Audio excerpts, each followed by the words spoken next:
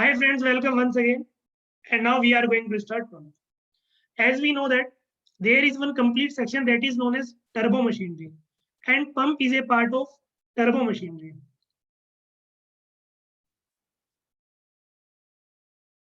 So we have two categories. One is pump and second one is turbines. One is energy producing device and one is energy consuming device. Start step by step. Write down first point. As we know that there are two broad categories. There are two broad categories of turbo machinery.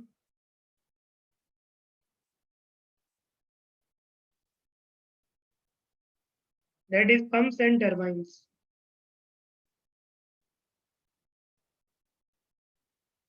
Pumps and turbines.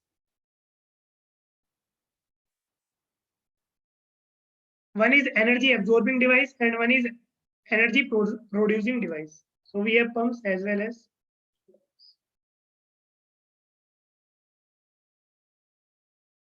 Write down next point. Actually, a pump is a general term. A pump is a general term. A pump is a general term for any fluid machine. For any fluid machine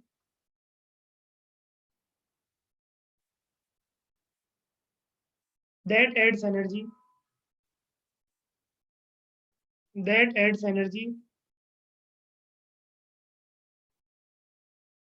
to a fluid.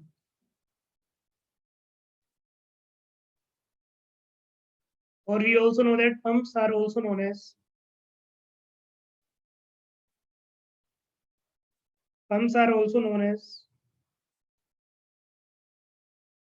energy absorbing devices.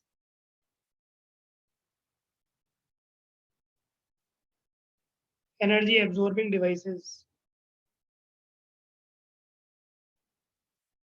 Since the energy is supplied to them. Since the energy is supplied to them,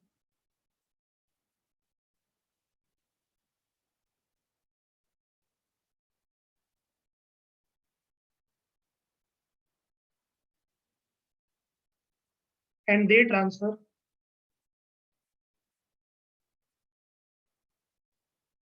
most of that energy. They transfer most of that energy to the fluid,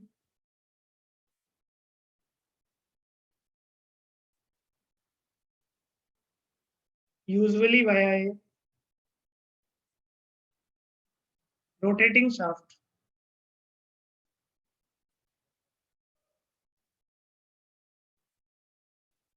Via a rotating shaft,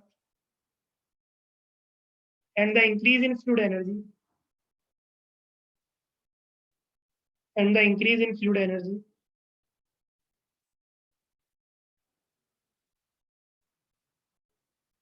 is usually felt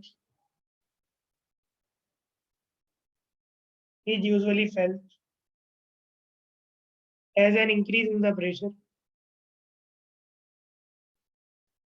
as an increase in the pressure, as an increase in the pressure of the fluid. And as we know that turbines are energy producing devices. So pump is energy absorbing devices.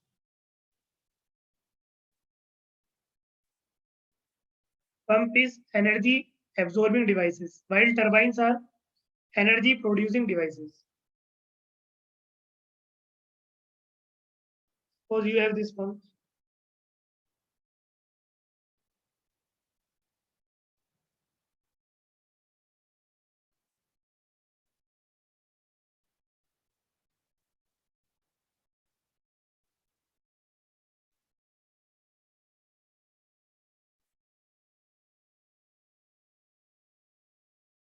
Suppose we have this pump. This is energy flow in, flow out,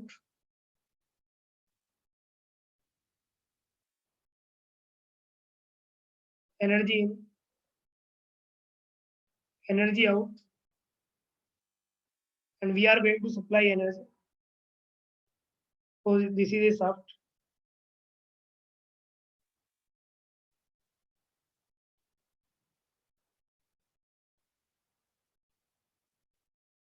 So here energy supplied. And energy is going to supply. It means E of out should be greater than E of in. E of out should be greater than E of in. So a pump supplies energy to the fluid. Second one is turbine.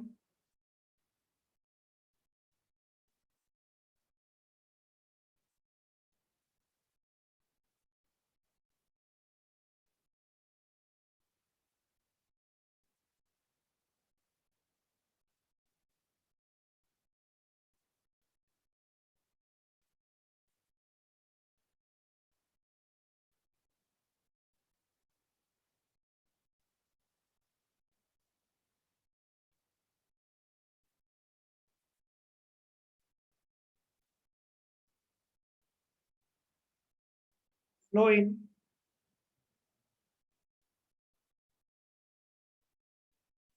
and flow out. E out in turbine.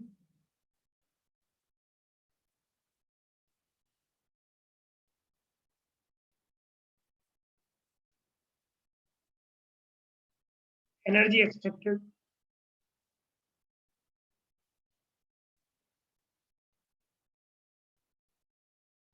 So E out should be less than E in.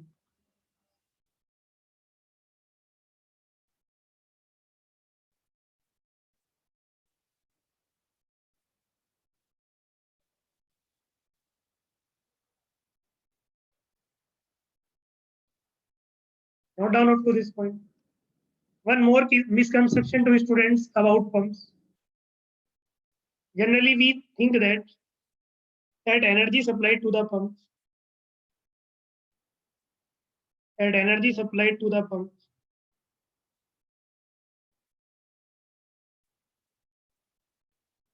increases the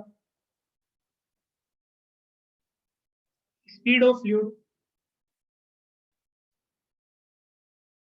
passing through the pump,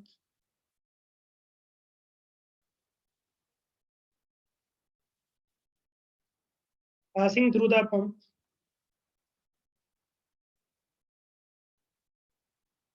and that a turbine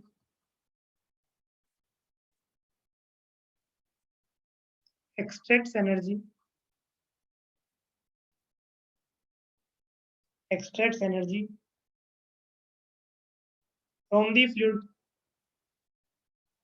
by slowing it down, from the fluid by slowing it down,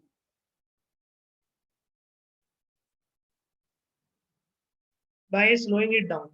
But it is not the main work of the pump, and this is not necessarily the case. Maybe it is a part, but it is not the motto. It is not necessarily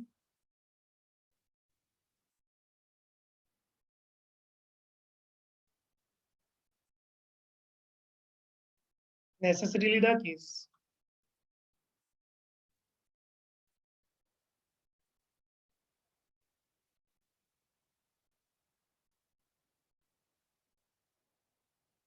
So you can write one point. The pump does not, the pump does not necessarily increase the speed of the fluid, increase the speed of the fluid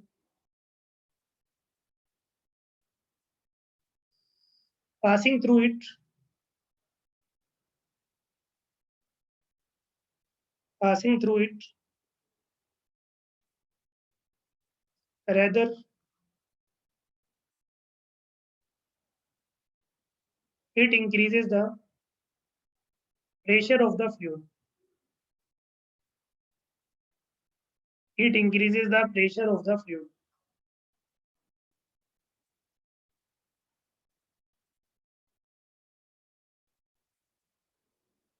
So the purpose of the pump is to add energy, resulting in an increase in the fluid pressure. For the purpose of a pump, the purpose of a pump is to add energy.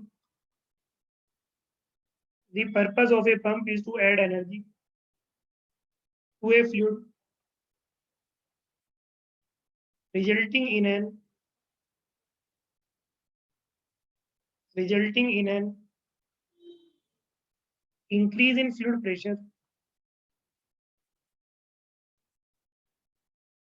increase in fluid pressure, not necessarily, not necessarily an increase of fluid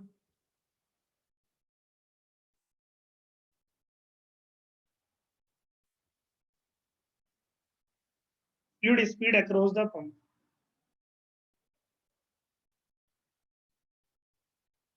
Few of these things should be clear to you. The purpose of a pump is to add energy to a fluid, resulting in an increase in the fluid pressure, not necessarily an increase of a fluid speed across the pump. If they will provide such type of question in multiple select, then 99.99% students gave wrong answer. I hope up to this point, it should be clear to each and every student.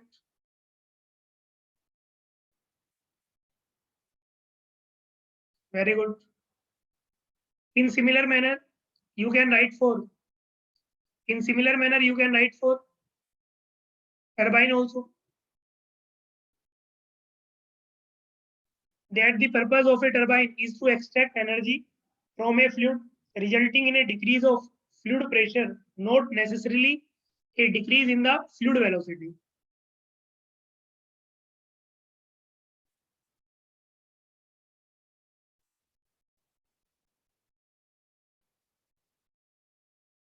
Write down few lines about the fan, blower, and compressor. Okay, what is the basic difference between fan, blower, and compressor? What is the basic difference between fan, blower, and compressor?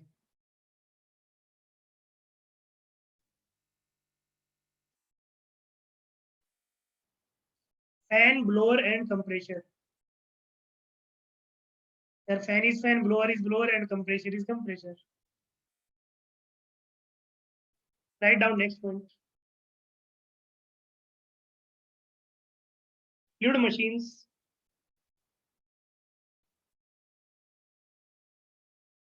that move liquids. Fluid machines that move liquids are called pumps. Are called pumps. But there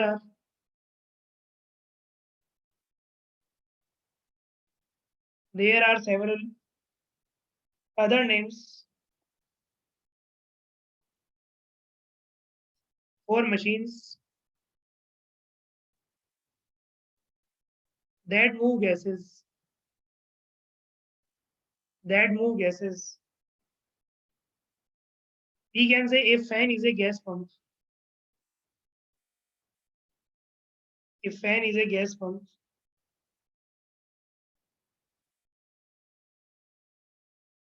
With relatively low pressure rise, low pressure rise, and high flow rate.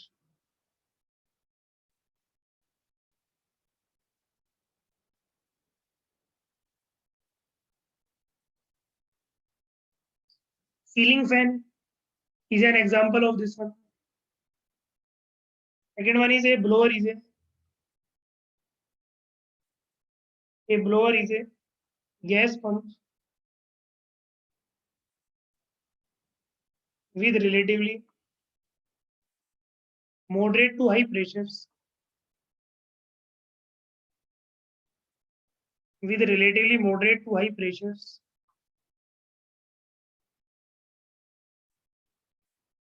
moderate to high pressures rise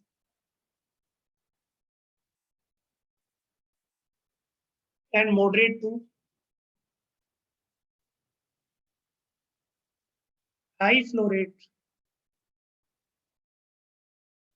and moderate to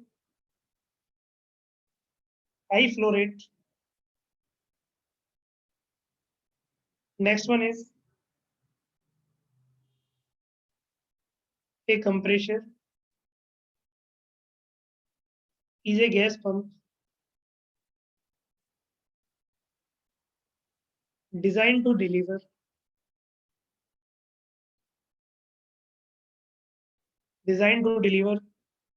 a very high pressurized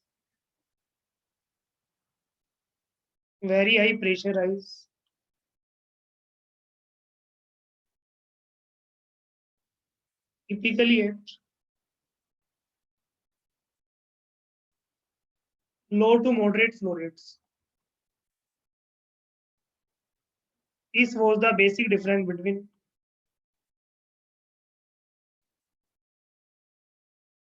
compressor, blower,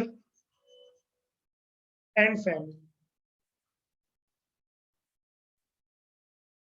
Or you can make a chart also. Fan, blower, compressor,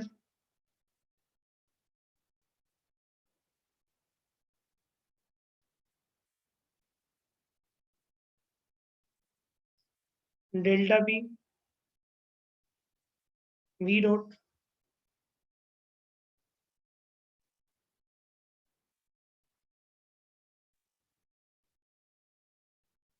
or fan low.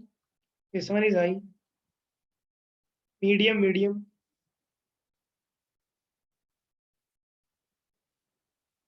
and high and low.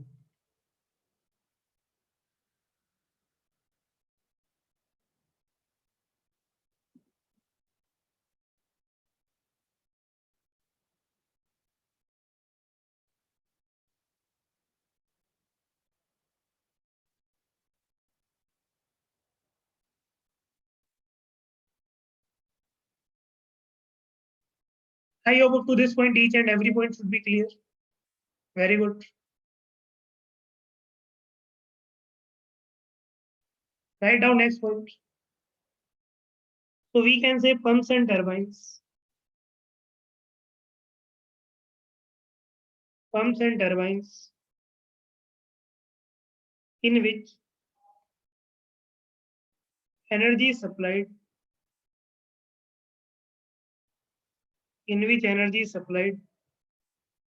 or extracted by a rotating shaft,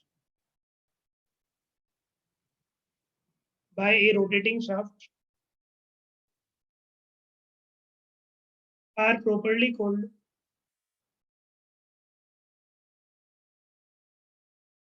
turbo machines.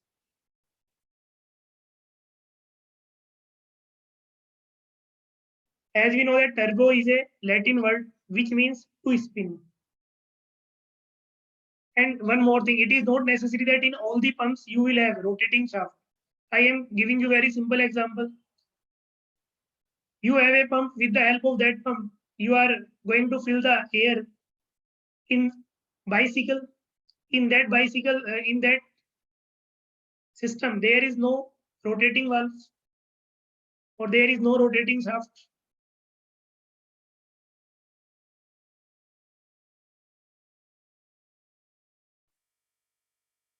Write down not all pumps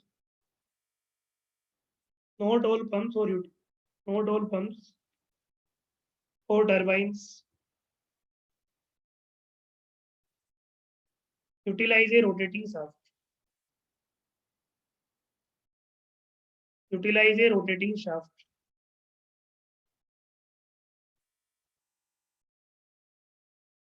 Now we can classify because there is no need to discuss turbine because in our syllabus we have only pump.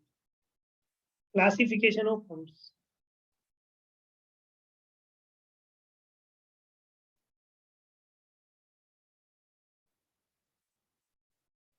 Can you tell me this? Human heart is an example of. Human heart is an example of. Sir, दिल तो पागल है. Human heart is an example of pumps. Rotodynamic. Rotodynamic pump. Positive displacement pump. Rotodynamic pump. Positive displacement pump. In rotodynamic we have centrifugal pump,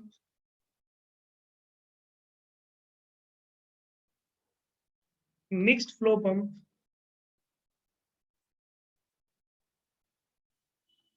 mixed flow pump, and axial flow pump. Mixed flow pump and axial flow pump.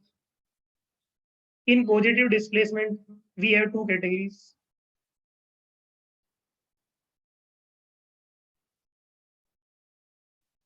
We have two categories. One is reciprocating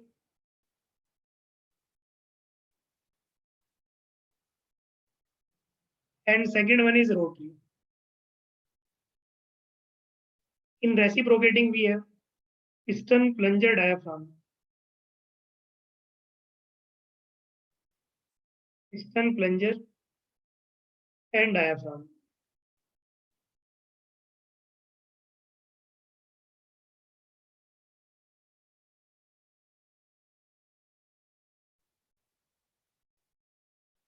Diaphragm. In rotary, we have gear pump, lobe pump, screw pump, and vane pump.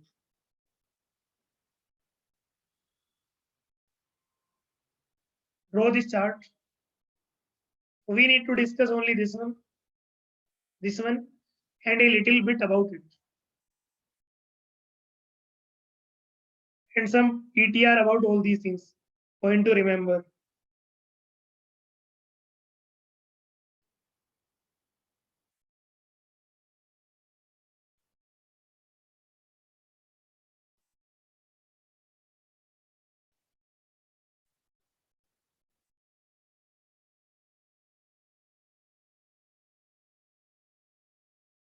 Note it down.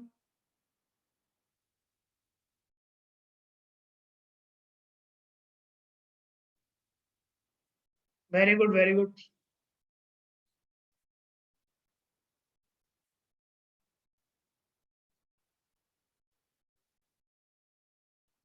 Write down next point. Or we can say that the hydraulic machines,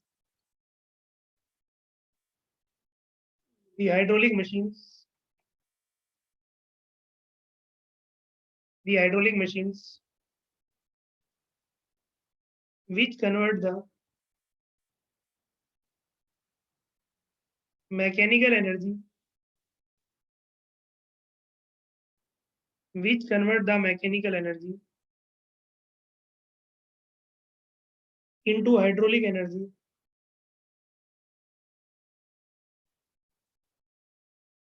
into hydraulic energy, are called pumps. Are called pumps. And the hydraulic energy in the form of hydraulic energy in the form of pressure energy. In the form of pressure energy.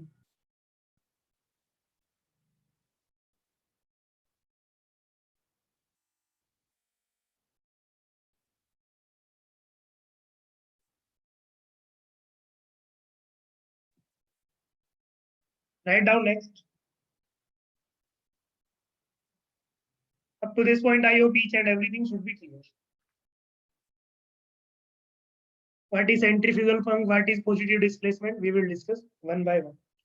Before that, we need to understand some fundamentals.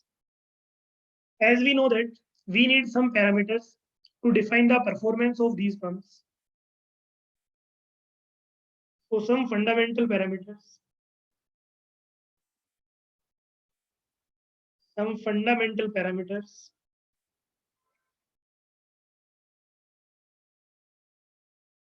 are used to analyze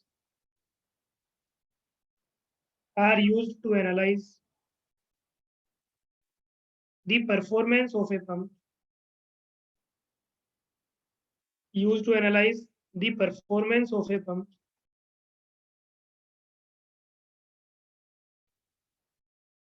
The mass flow rate,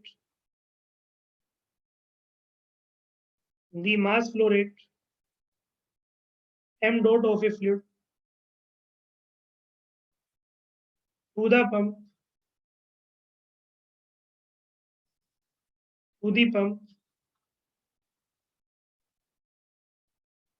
is a primary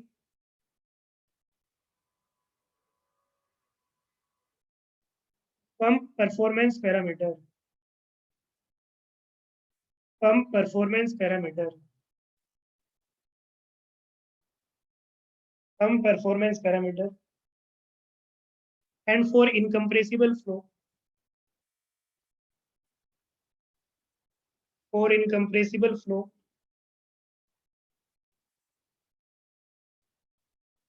it is more common to use.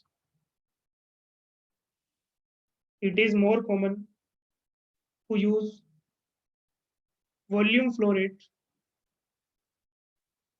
It is more common to use volume flow rate rather than mass flow rate.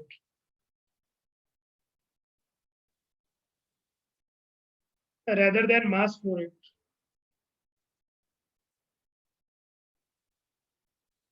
We have one more term, that is capacity in the turbo machinery industry.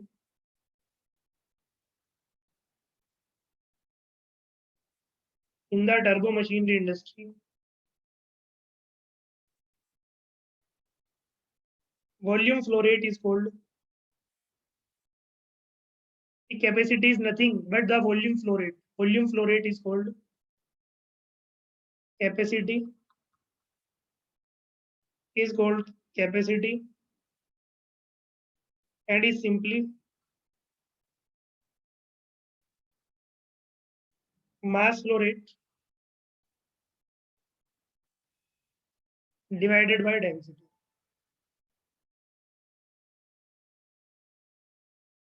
Divided by density.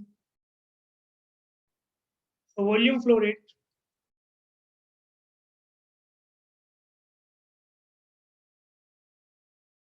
or capacity, that is given by V dot is equal to m dot by rho.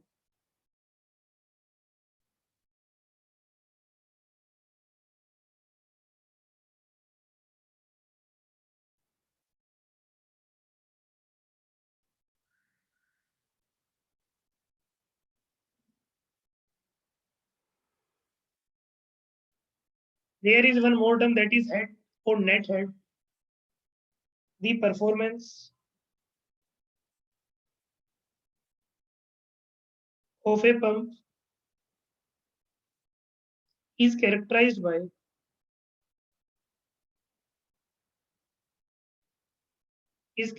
additionally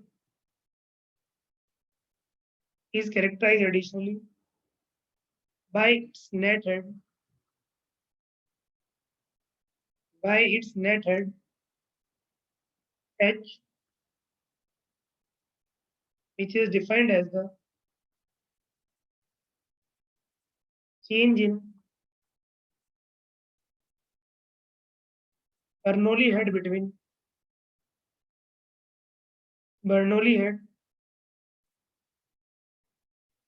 the inlet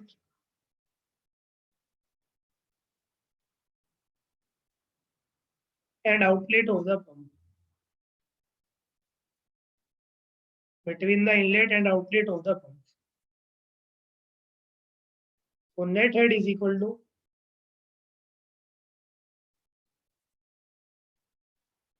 P by rho g plus V square by 2g plus Z out minus P by rho g plus V square by 2g plus Z out.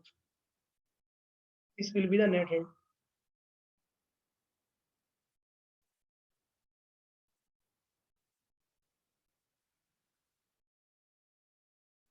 What do you mean by energy grade line? What do you mean by energy grade line? EGL. Energy grade line.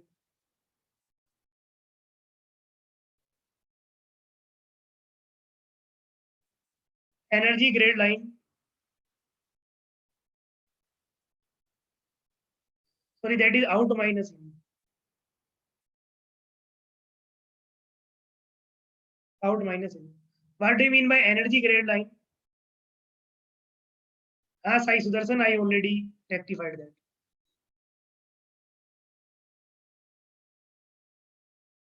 EGL. No idea. But sir, we are very intelligent. We know each and everything.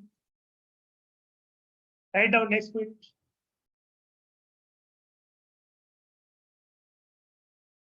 For the case in which a liquid is being pumped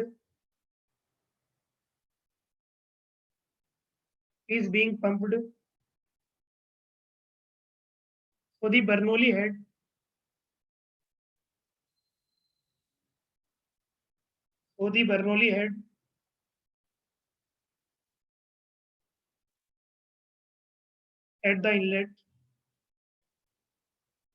Bernoulli head at the inlet is equivalent to the energy grade line.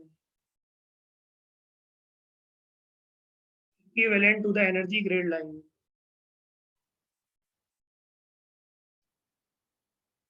Equivalent to the energy grade line.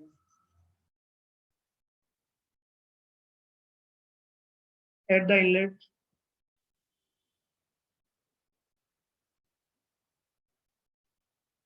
EGL in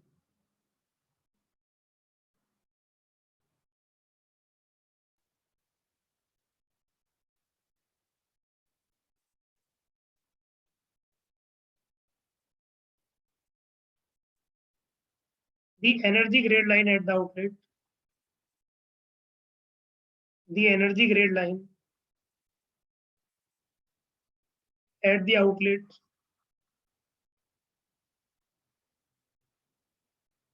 EGL outlet is obtained in the same manner.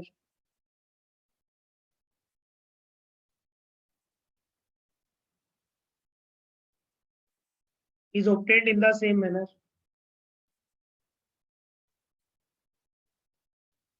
So in the general case,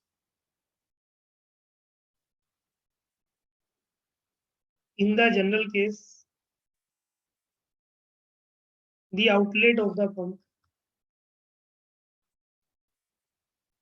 in the general case, the outlet of the pump may be at different elevation than the inlet,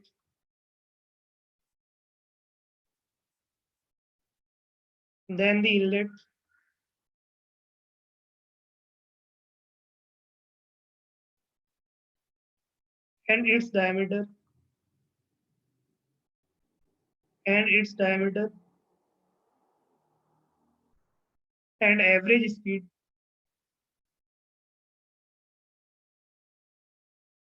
may not be the same,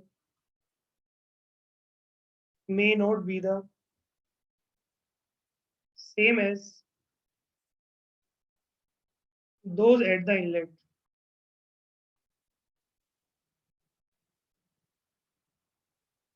Regardless of these differences, regardless of these differences,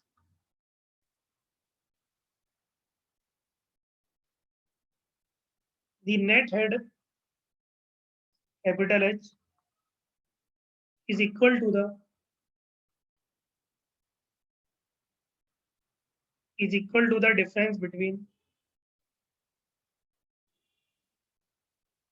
the difference between EGL out and EGL in.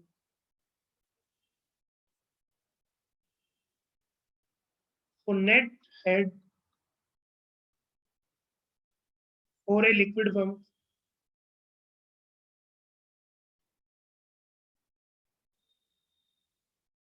H is equal to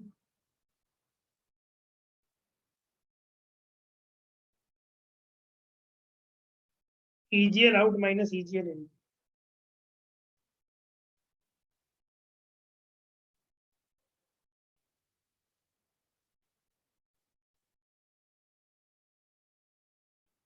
Next point. Consider the special case. Consider the special case of incompressible flow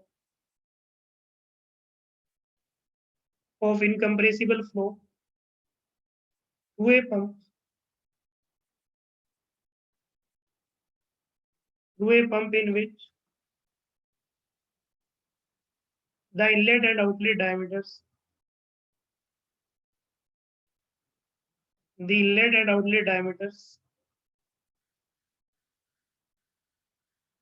are identical and there is no change in elevation. There is no change in elevation.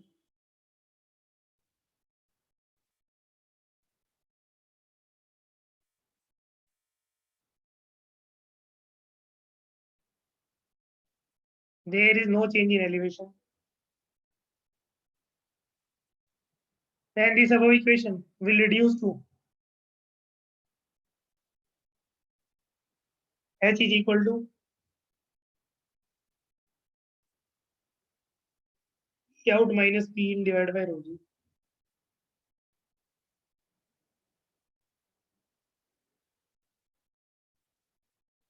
There is one more term, that is water horsepower. So what do you mean by water horsepower? There is one more term, that is water horsepower. So what do you mean by water horsepower? There are two different terms. One is water horsepower and one is brake horsepower. What is the basic difference between water horsepower and brake horsepower? So don't waste your time to ask question.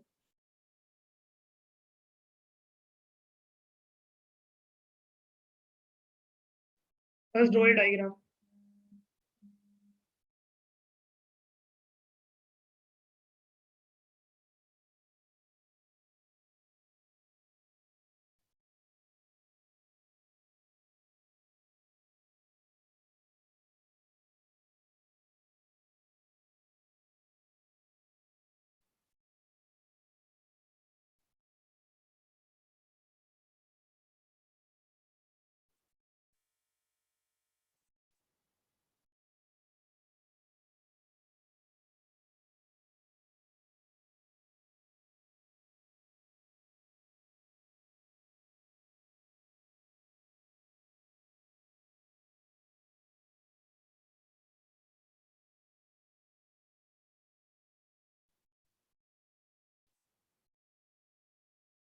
Draw this diagram.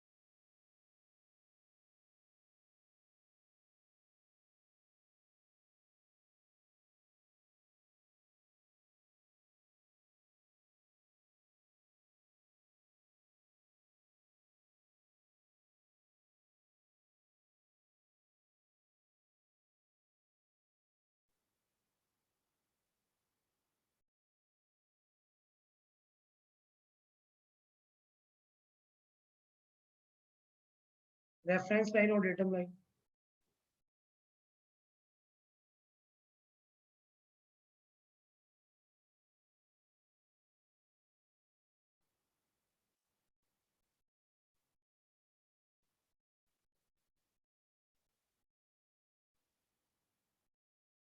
That is D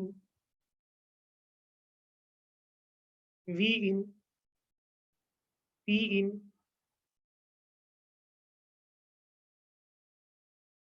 D out, V out, and P out.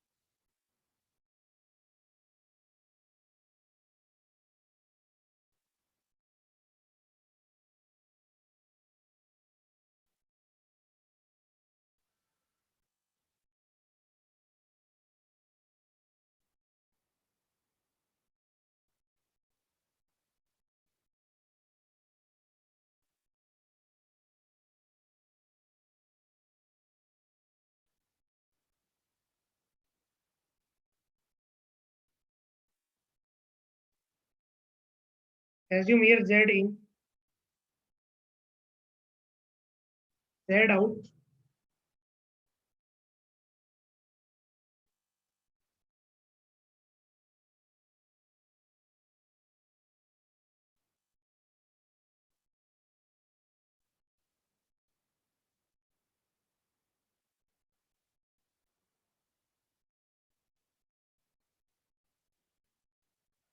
so this is fluid filled.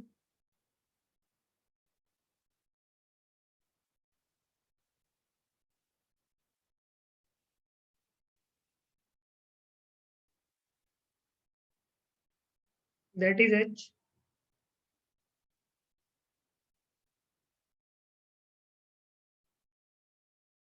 This is our pump.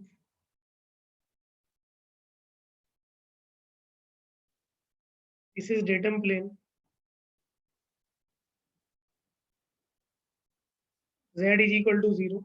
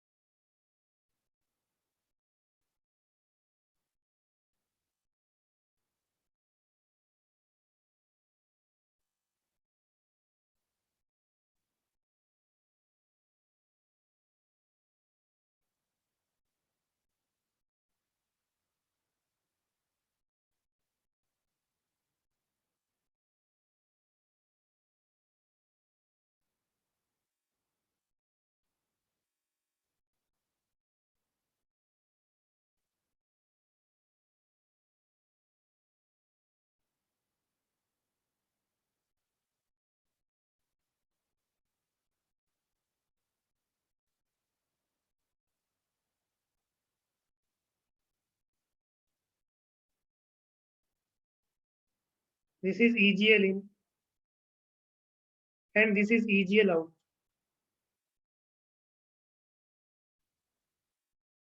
So that H is equal to head is equal to EGL out minus EGL in, as I defined here. Note down up to this point.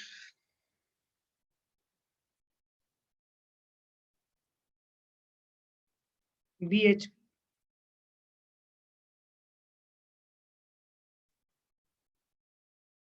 First note down this diagram.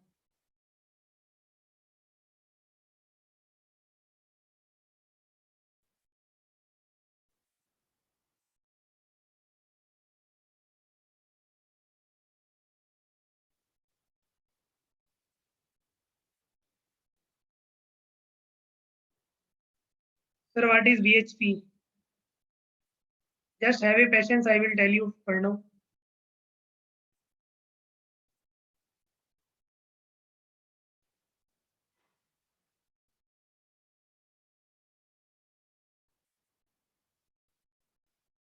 Write down next one. As we know that net head is proportional to the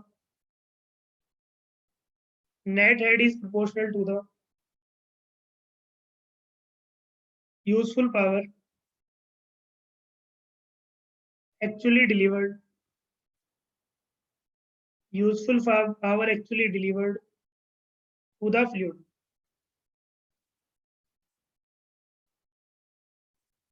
Delivered to the fluid.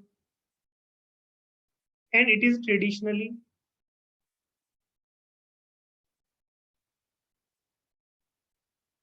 to call this power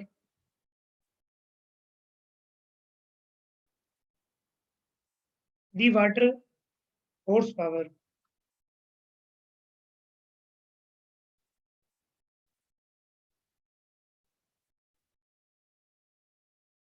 Water horsepower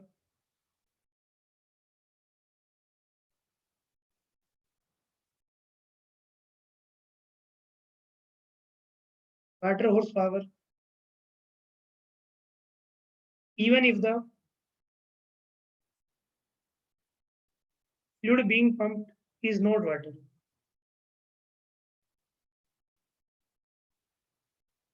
Pumped is not water. And even if the power is not measured in terms of the horsepower. And even if the power is not measured, power is not measured in units of horsepower. So it is not necessary that the fluid should be water and the unit should be horsepower.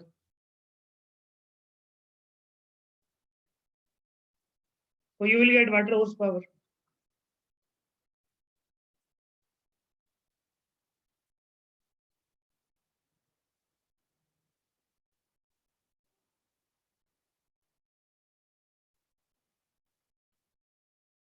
Water horsepower, that is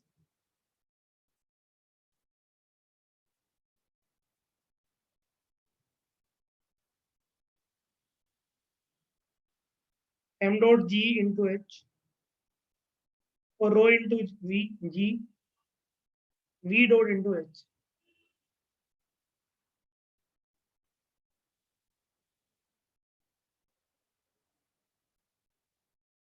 So it is the fundamental definition of water horsepower.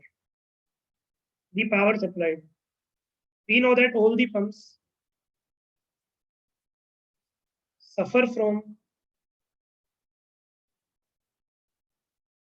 irreversible losses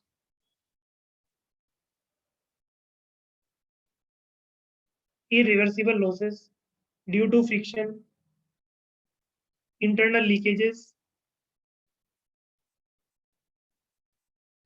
internal leakage,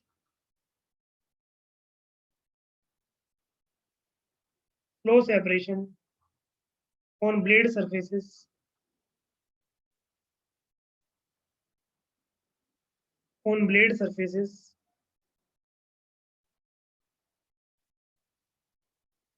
turbulent dissipation, etc.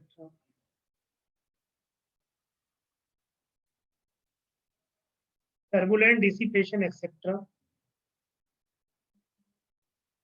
Therefore, the mechanical energy supplied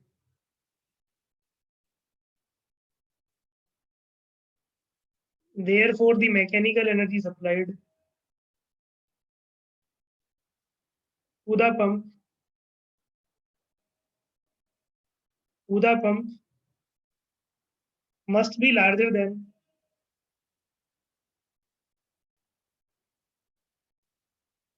must be larger than W dot water horsepower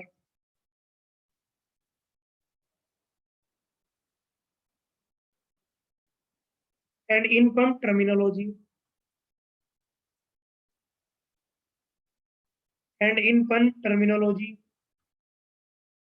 the external power supplied to the pump, the external power supplied to the pump, the external power supplied to the pump is called the brake horsepower. Is called the brake horsepower. I hope both terms should be clear to each and every student. Sir, what is the basic difference between the water horsepower and brake horsepower? And this is known as BHP, brake horsepower.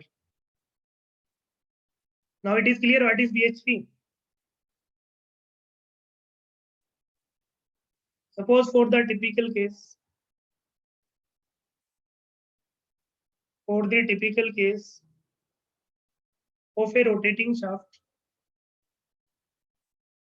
of a rotating shaft, supplying the brake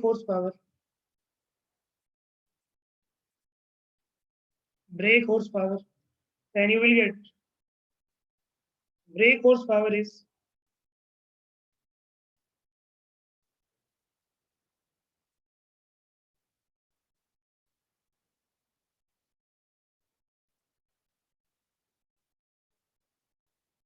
brake horsepower, that is BHP, is equal to W dot shaft is equal to omega of tau of shaft.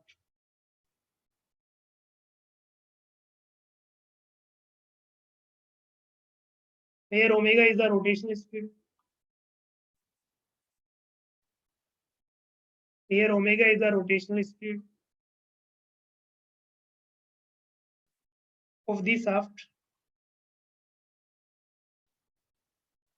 that is radian per second, and T shaft is the torque supplied to the shaft.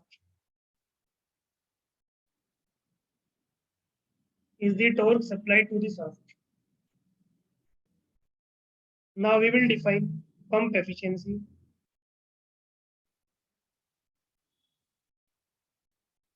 Pump efficiency, eta of pump, as the ratio of useful power to supplied power.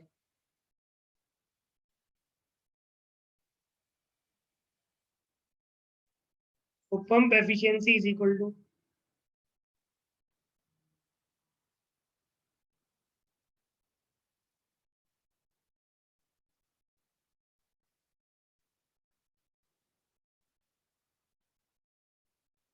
pump efficiency, that is eta of pump is equal to output is W water horsepower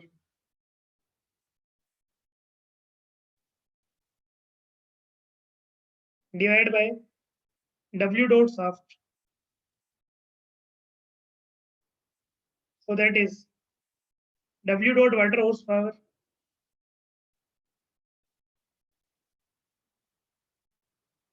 divided by BHP. We can write eta of pump is equal to rho g v dot h divided by w omega into T shaft.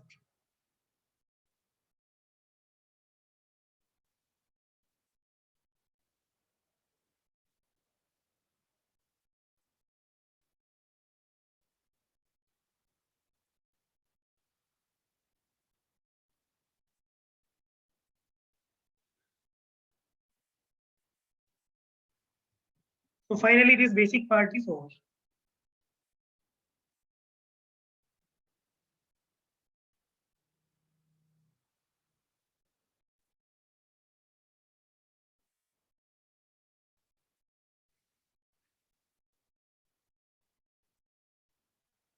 Is it clear to each and every student?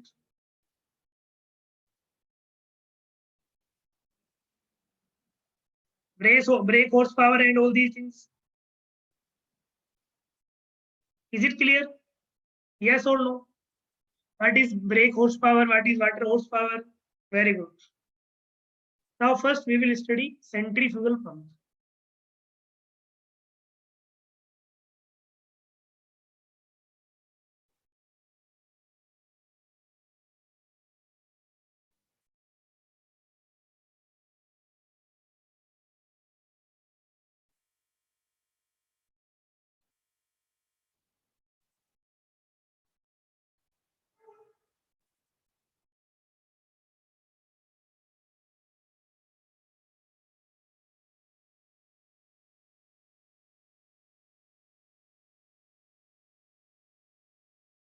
Very good.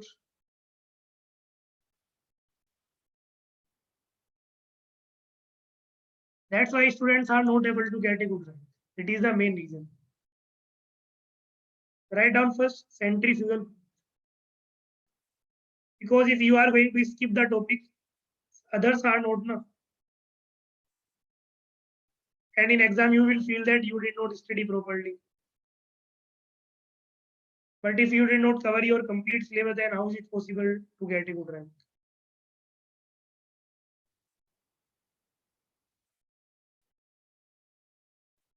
Centrifugal pump.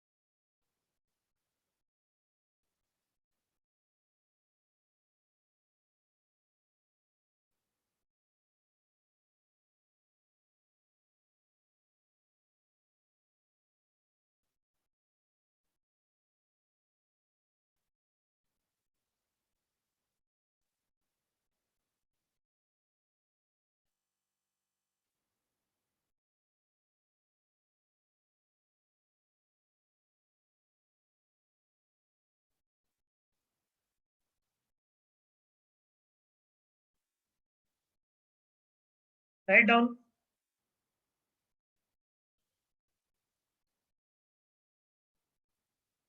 If the mechanical energy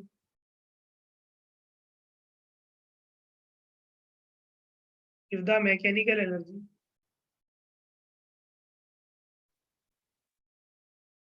if the mechanical energy converted into pressure energy converted into pressure energy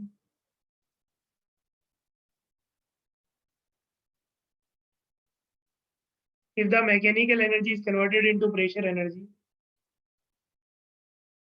by means of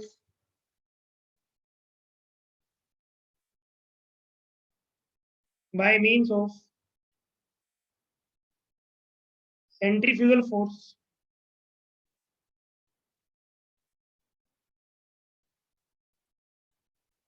by means of centrifugal force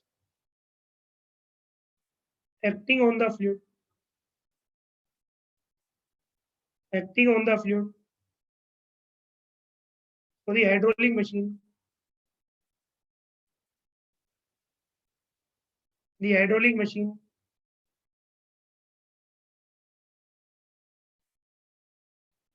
hydraulic machine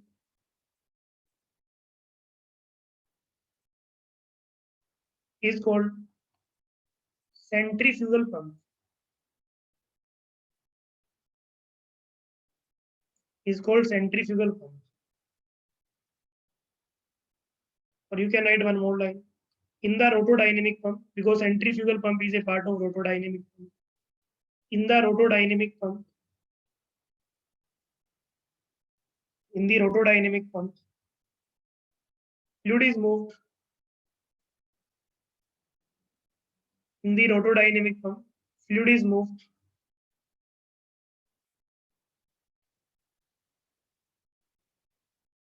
fluid is moved by dynamic action of by dynamic action of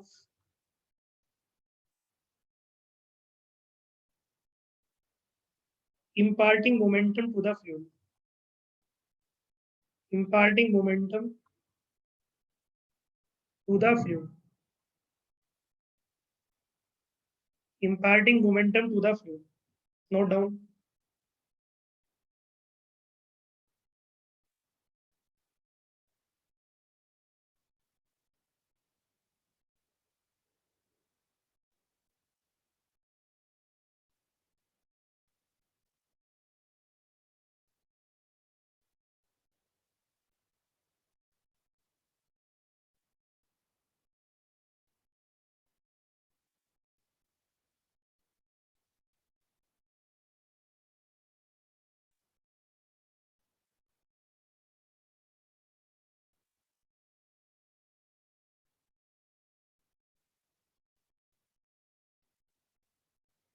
Is it clear?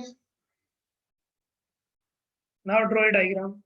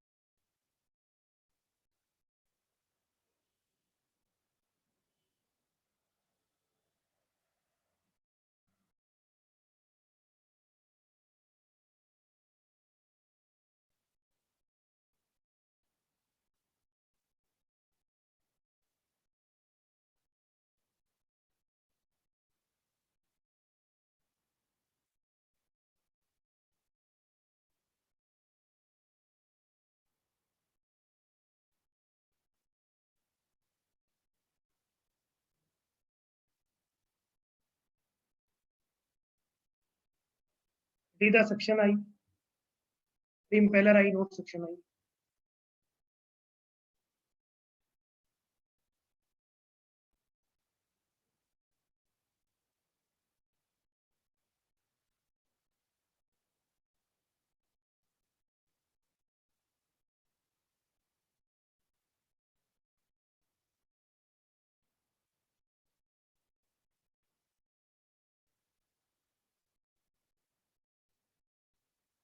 Draw this diagram.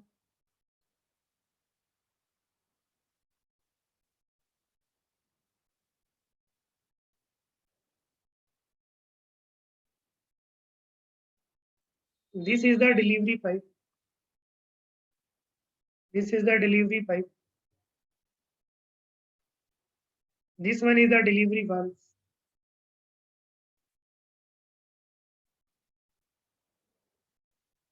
This one is the impeller.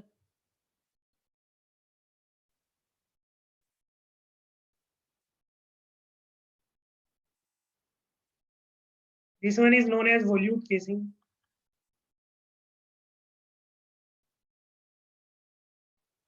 This one is known as vanes.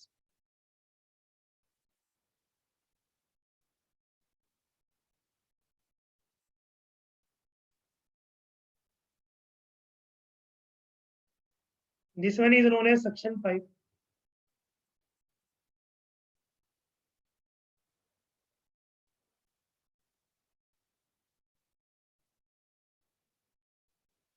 This one is known as strainer.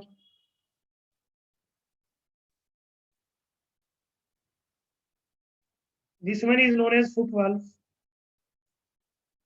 In UPSC, sometime they asked one question, their order. That first one, first we will have foot valve, strainer like that. So they can ask anything. Suction pipe. Suppose there is this is one is sump.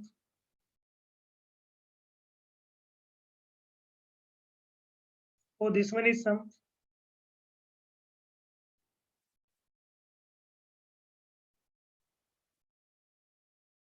Draw this diagram.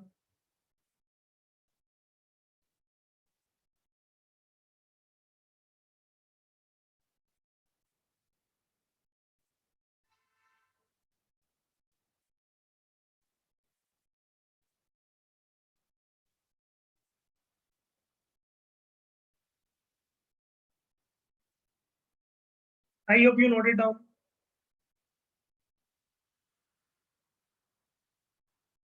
Note it down or not? Tell me why.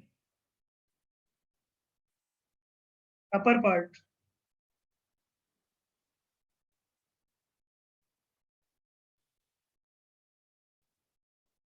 Note down first.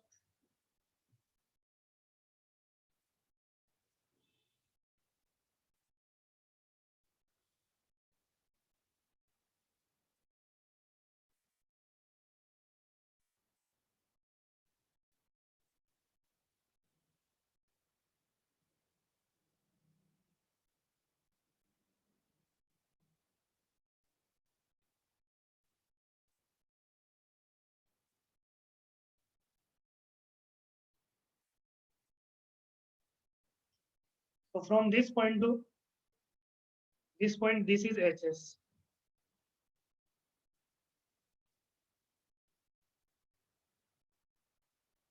And suppose you have here tank, and tank is filled up to this point. Then from this point to, then from this point to this point, that is HD. Not that high definition, that delivery end. Note down fast. This is the lower part.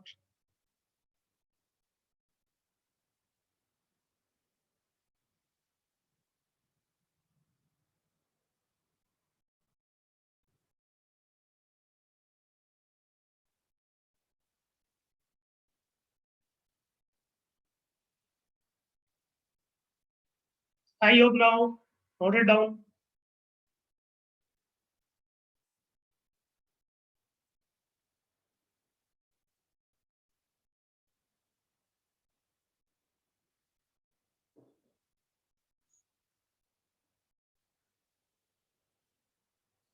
You will feel like that, or it is look like that.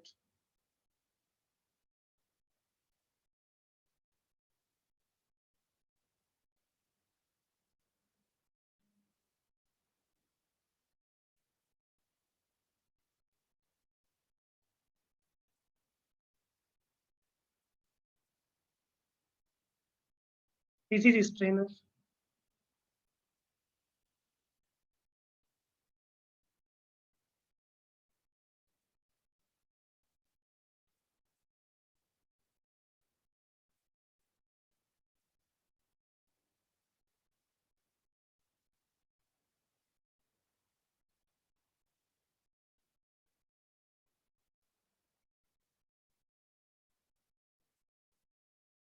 Write down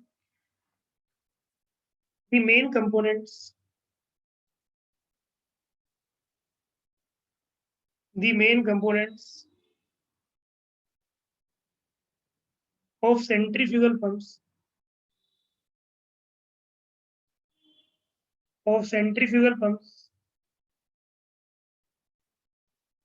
are given by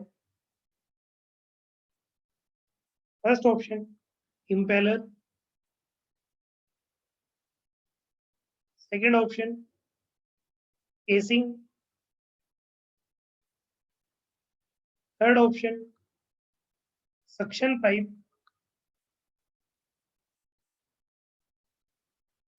with a foot valve and strainer.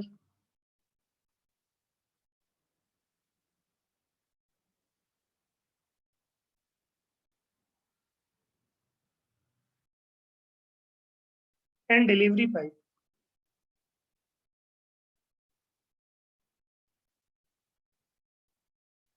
We will get some knowledge about this one. First one is impeller.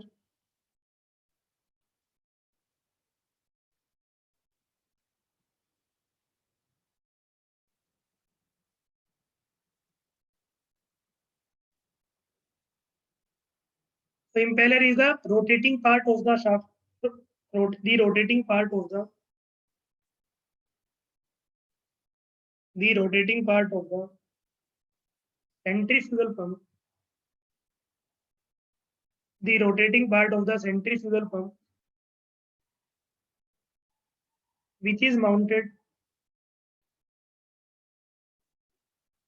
which is mounted on a shaft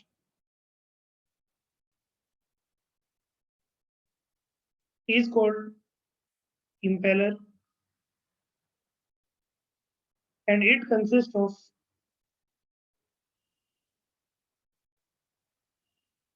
of a series of vanes, a series of vanes, usually backward curved,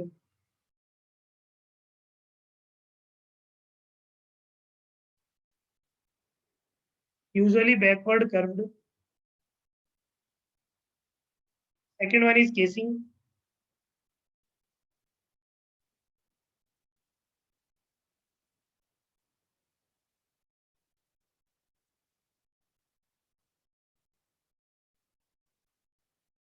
What do we mean by casing?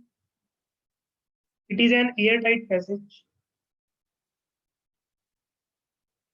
It is an airtight passage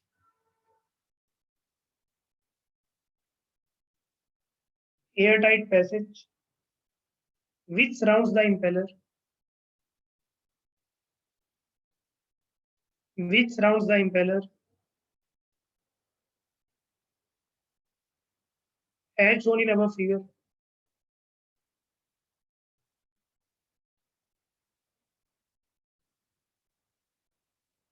The casing is designed in such a way. The casing is designed in such a way that the kinetic energy of the liquid leaving impeller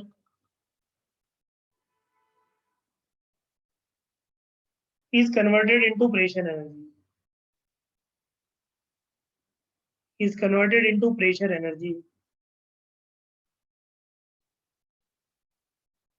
And we have different types of casing commonly employed.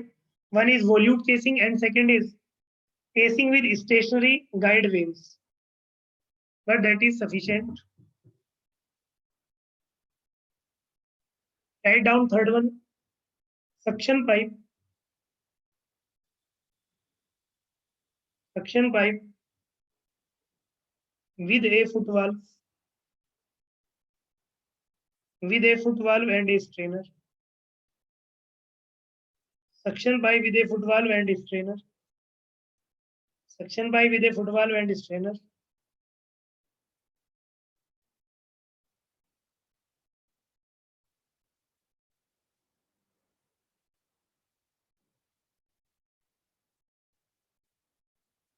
Suction pipe with a foot valve and a strainer.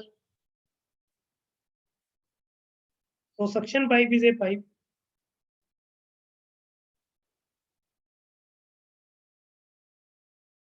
suction pipe is a pipe whose one end is connected to the center of the impeller. The center of the impeller.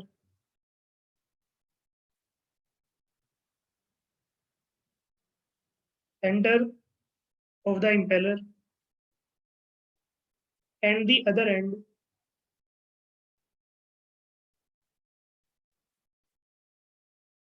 dips into liquid in a sump from which the liquid is to be lifted up. The liquid is to be lifted up and it is provided with a foot valve.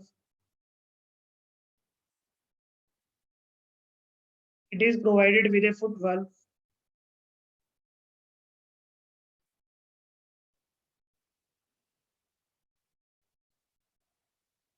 which is immersed in some foot valve at the end,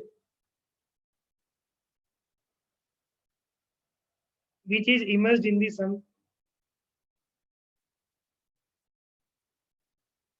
which is immersed in the sump.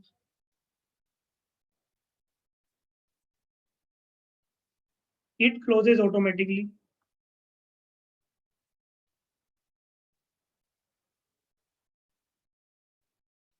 Closes automatically when the pump is not working.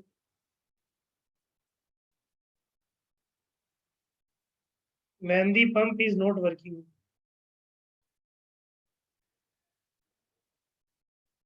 Thereby preventing the flow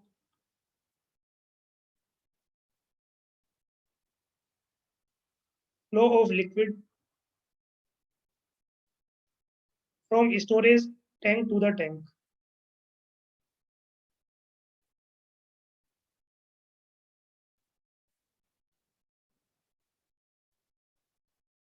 It is also provided with strainer.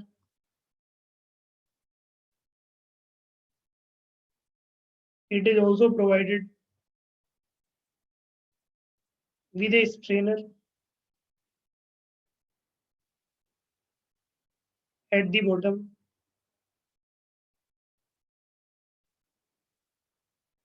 which keeps out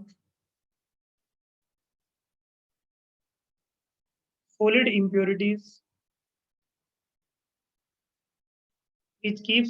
impurities from entering the pump.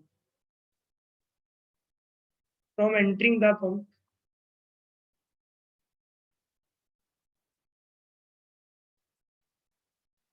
Last one is delivery pipe.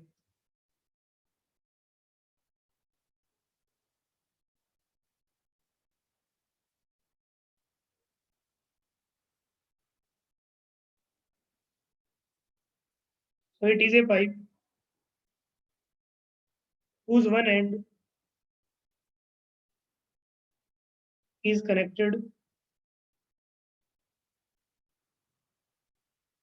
to the outlet of the impeller. The outlet of the impeller, and the other end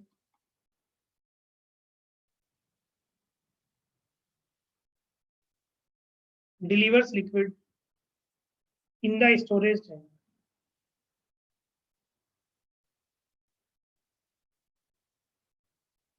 In the storage tank.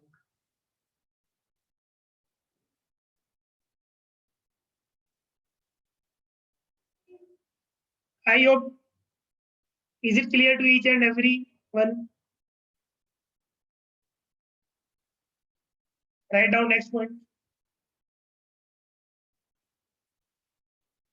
There is one term that is total head or suction head. And one more term is there, static head. So we can write that static head,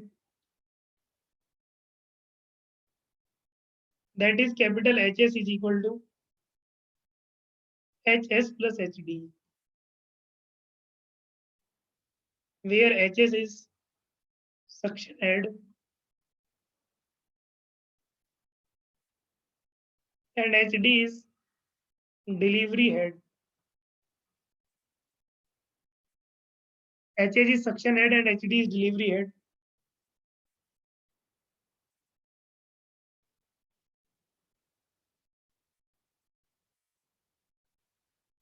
We have some small terms. One is manometric efficiency.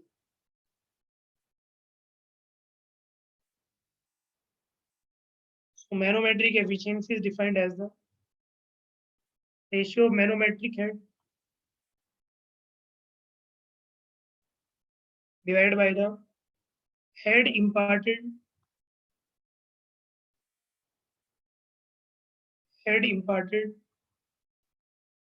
by impeller to liquid.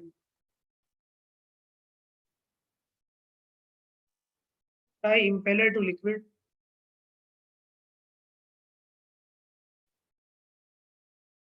One is volumetric efficiency.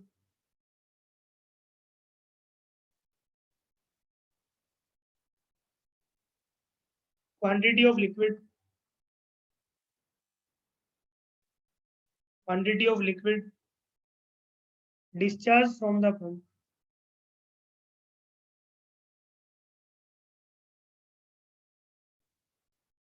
Discharged from the pump divided by the quantity of liquid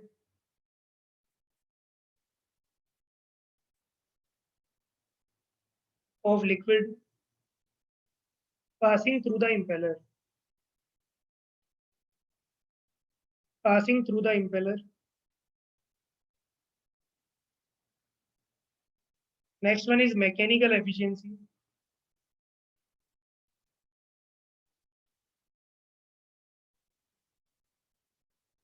Energy available at the impeller.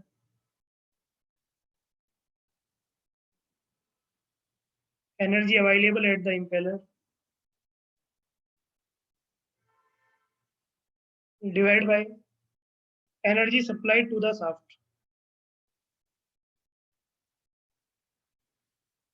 Energy supplied to the shaft.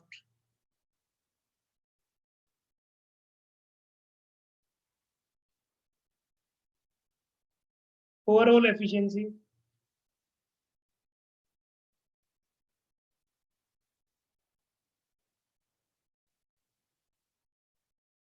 Power output from the pump. Power output from the pump divided by power input to the pump.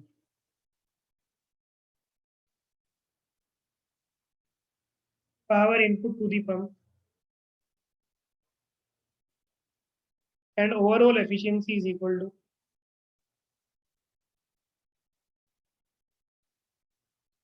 manometric efficiency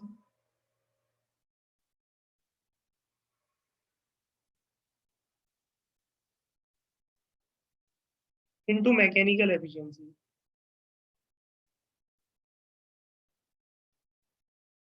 It was all about the basic things about the this one. Is it clear?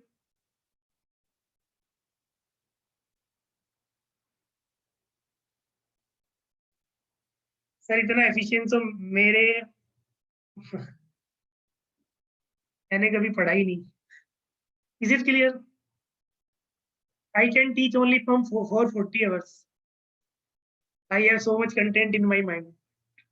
5 to 6, 4 to 6, 5 hours sufficient for your gate. Is it clear? Now we will discuss the working principle of the centrifugal pump. So what is the working principle of centrifugal pump?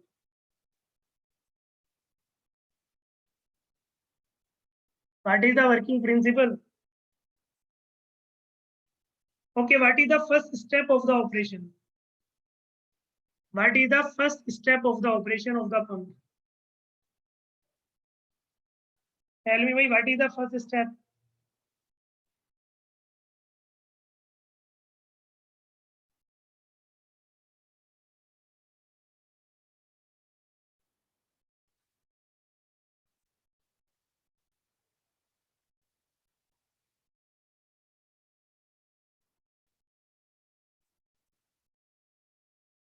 Very good. First step is the priming of the pump. Suction.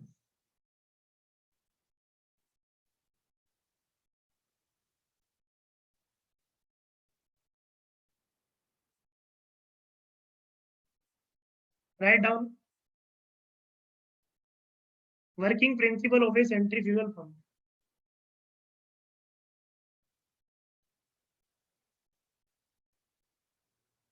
Working principle of a centrifugal pump.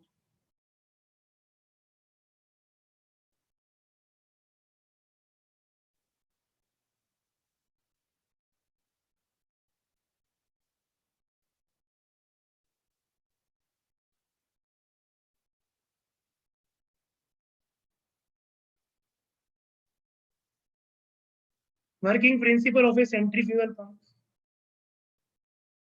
The first step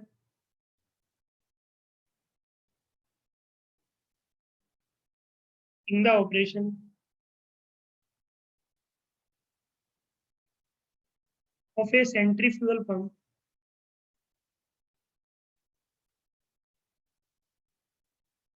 is priming.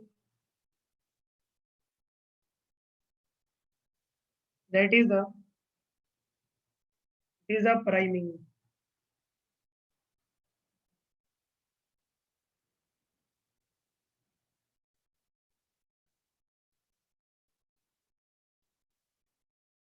Is priming. That is the suction pipe and suction pipe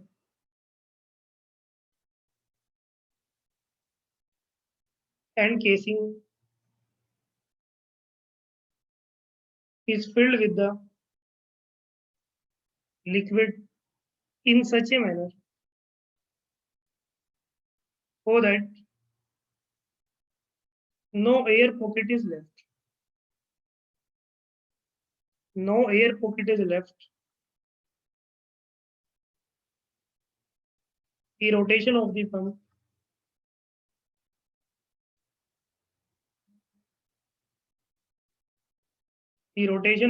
impeller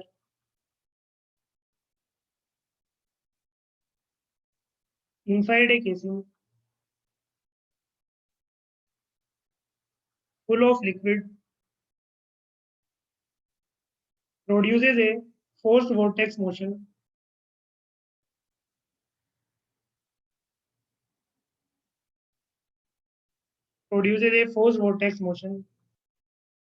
or forced vortex which is responsible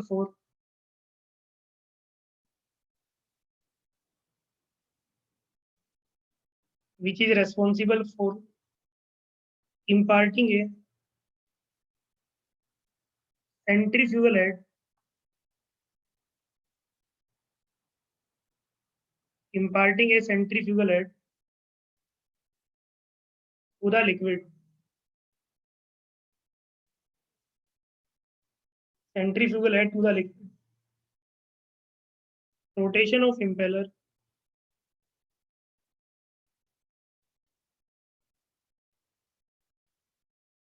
Effect से reduction of pressure at the center. Reduction of pressure at the center, and this causes the liquid in the suction pipe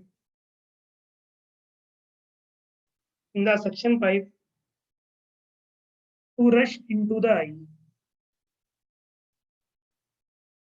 To rush into the eye, and then it flows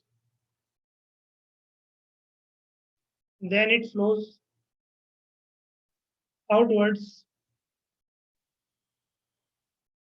in the direction of blades. In the direction of blades. So the fluid receives energy.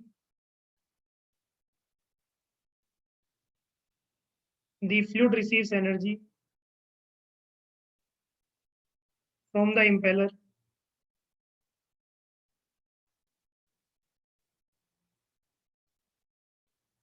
and discharges with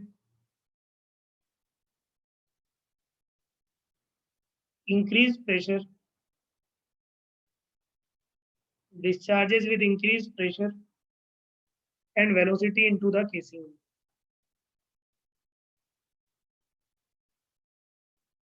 But we know that the casing is designed in such a manner that area is large.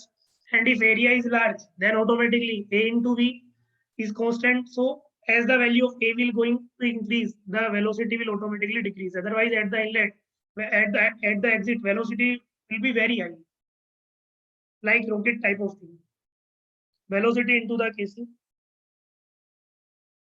So the kinetic energy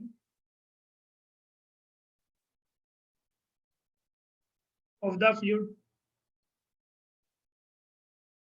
leaving the impeller, leaving the impeller is converted into pressure energy.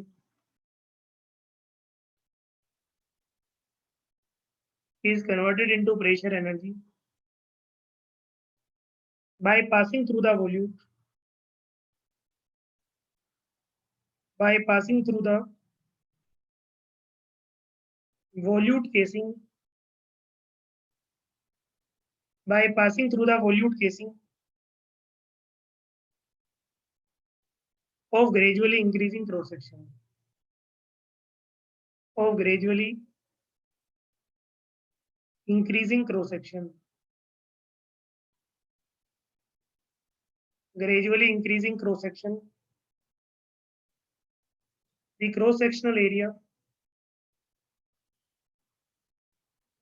the cross sectional area of the volute casing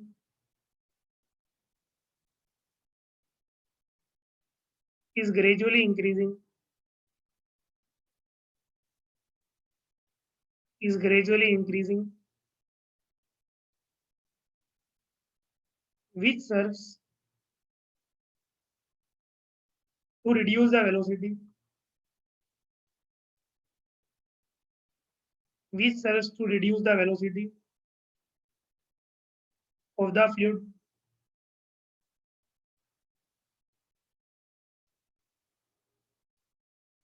and to convert some of the velocity head to pressure head.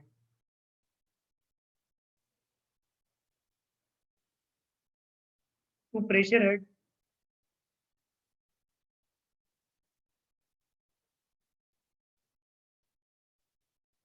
the speed of the pump should be high enough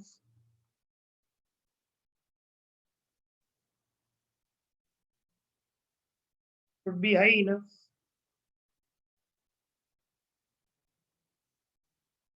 to produce centrifugal head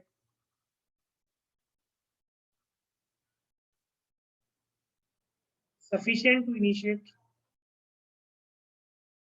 sufficient to initiate discharge against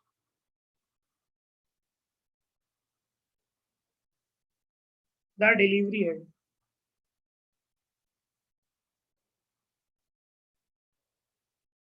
To initiate discharge against the delivery head.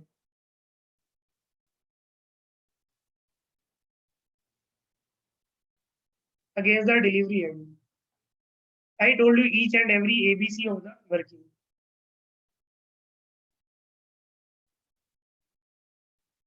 I hope working principles should be clear to each and every student. Yes or no? Now, can you explain in interview? Is it clear? Now we will watch a video.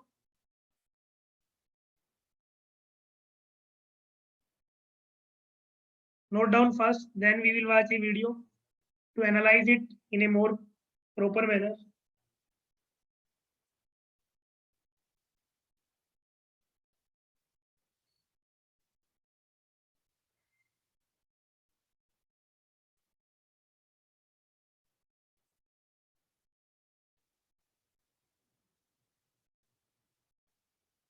And now I am confident. Okay. Just give me 1 minute to find the video.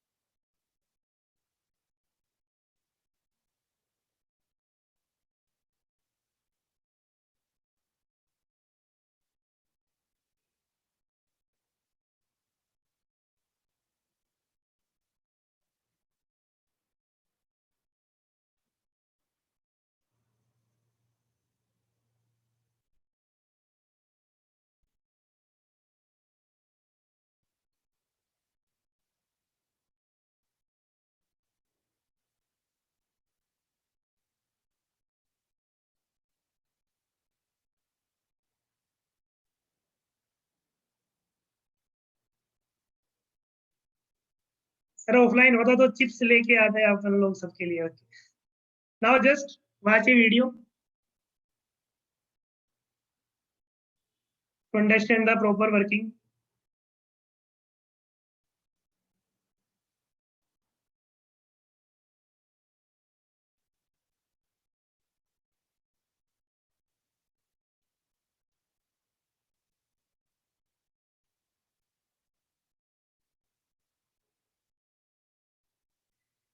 Pumps are the most preferred pumping devices in the hydraulic world.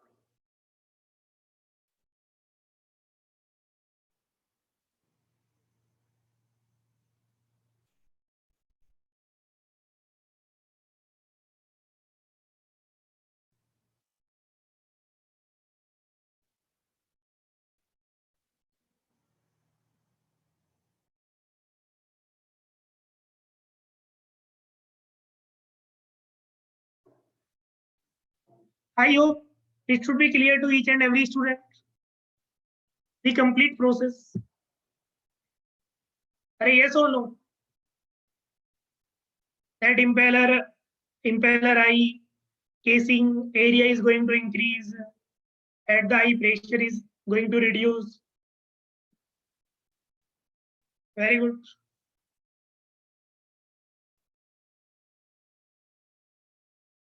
I tried my best to provide you best, and now it's up to you to take it best or not.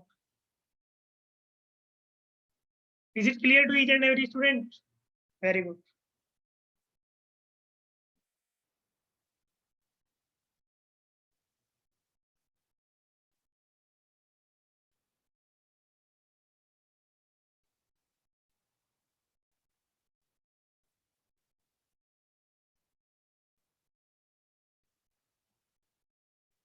Write down next.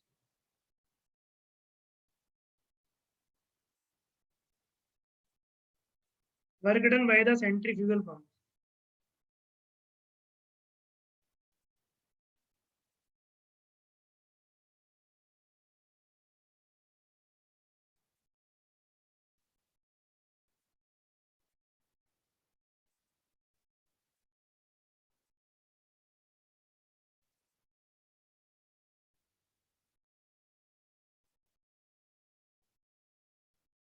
Work done by the centrifugal pump.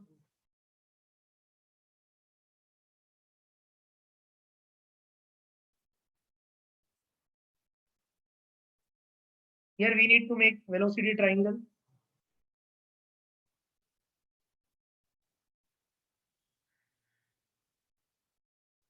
For curved back when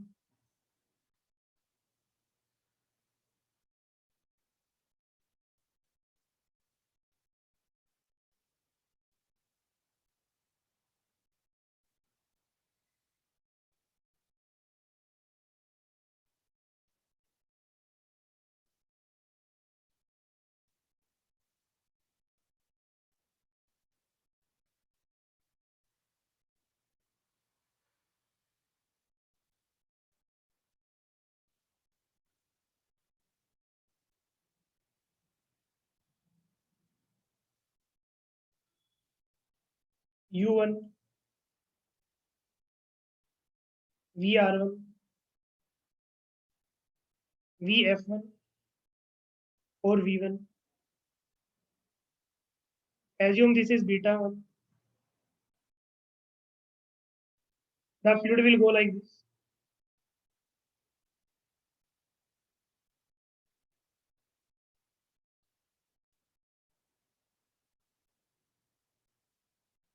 And then here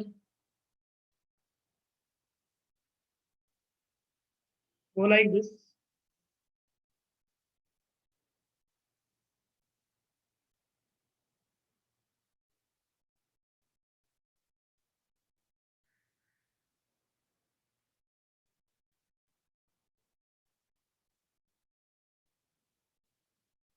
Is U2,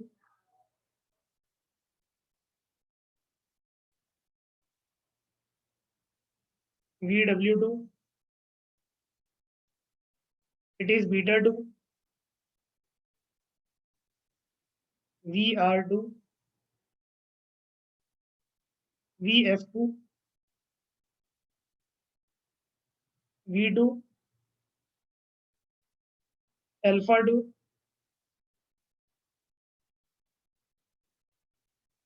First draw this diagram.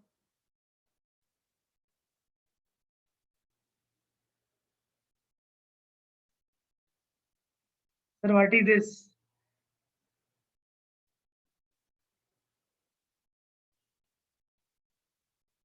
These are velocity triangles.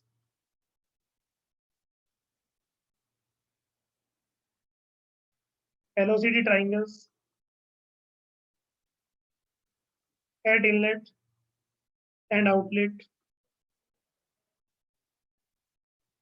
for a centrifugal pump.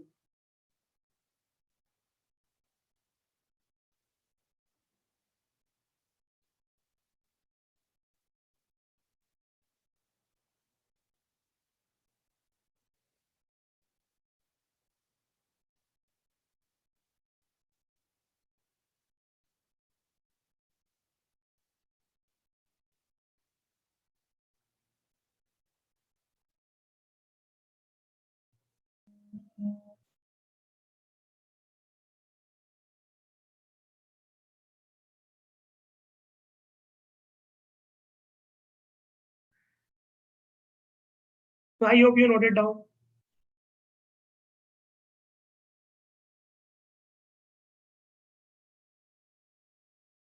The expression for work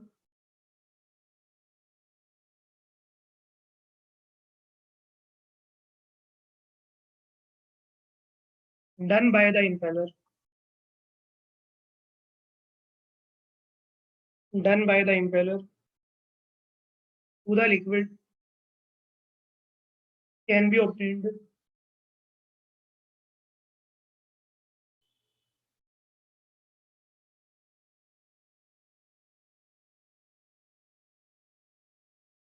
by drawing the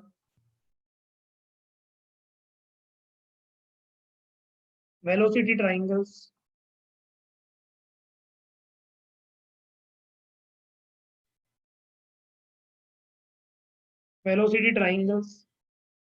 at the inlet and outlet of the impeller. At the inlet and outlet of the impeller.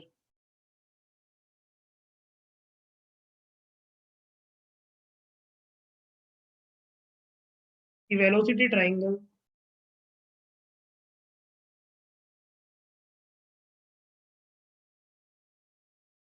the velocity triangles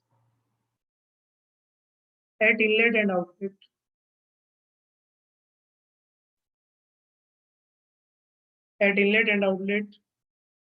of backward curved vane as shown in above figure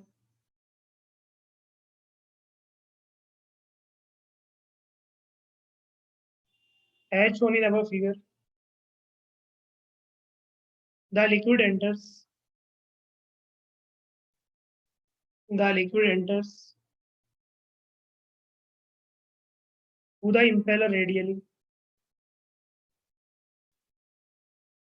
to the impeller radially so that the absolute velocity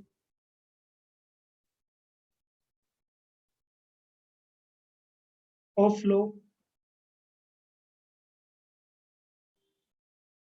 equals to the velocity of the flow at the inlet, that is Vf. This implies that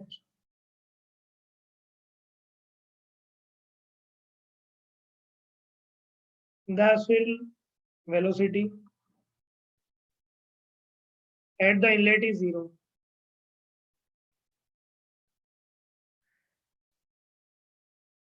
At the inlet is zero.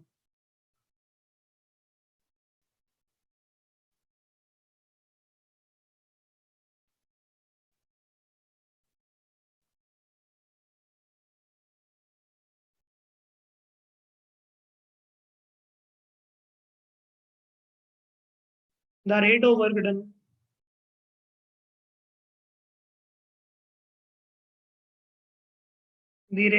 done or energy transfer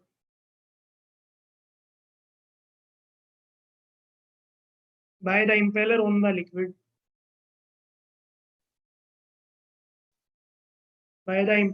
liquid is given by the Euler's equation, that is E is equal to m into VW2 U2 minus VW1 U1. We know that VW1 is equal to 0. So E is equal to m into VW2 U2, where U2 is the tangential velocity of the impeller at outlet.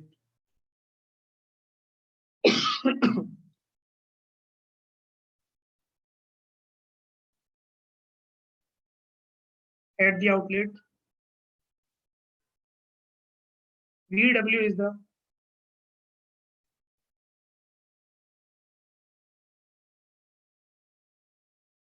swirl or whirl component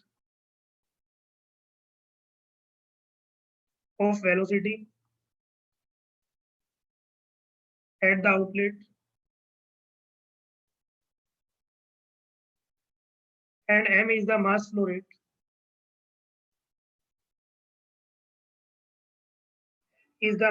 rate of the liquid through the impeller passage and is given by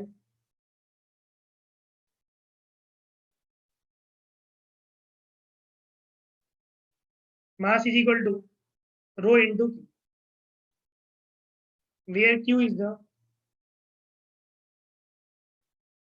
quantity of liquid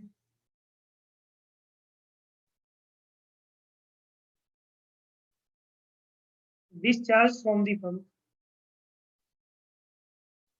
which is given by the Q is equal to pi into D1 V1 Vf1 is equal to pi into D2 B2 Vf2.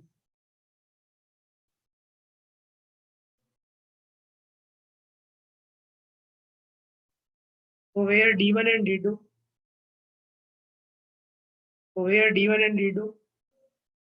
are the diameters of the impeller at inlet and outlet respectively, and B1 and B2 are the width of the impeller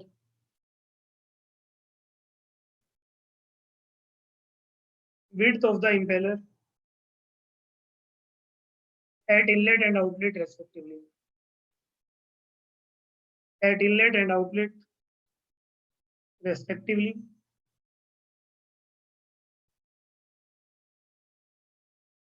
And Vf2 is the velocity of flow at outlet.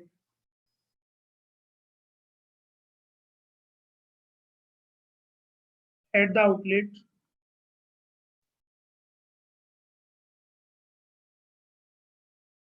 the rate of work done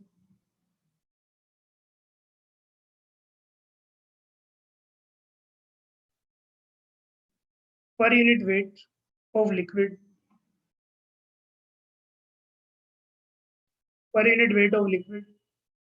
is given by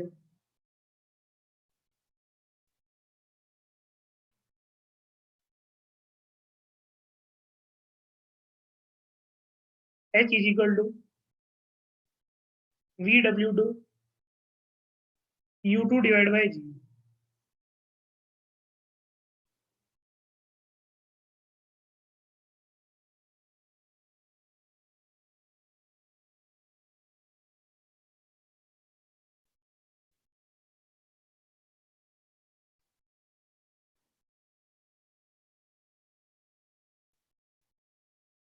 That is much more than sufficient about the centrifugal. How many of you derived all these derivation earlier? Any one of you? In your semester exam, in your home, in your coaching, anywhere?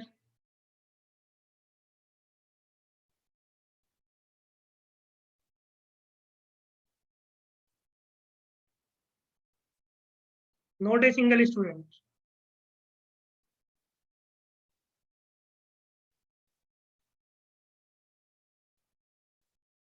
Now we will discuss pump performance curve.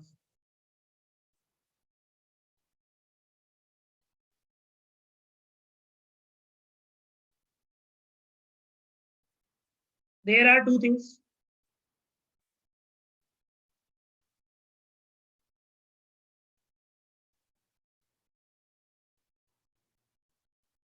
Sir college में था but हम लोग तो लग्रांजियन हैं तो कहाँ कहाँ घूमे फिर लेते हैं. Okay.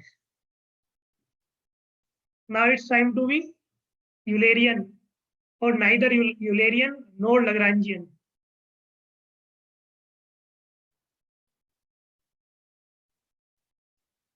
So last equation divided by G. Why? Because we are going to get in terms of head. That's why we need to divide.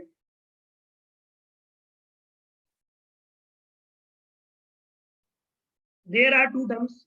One is free delivery and one is shut off head. So write down next heading. Pump performance curves. Pump performance curves and matching a pump to a piping system. To a piping system.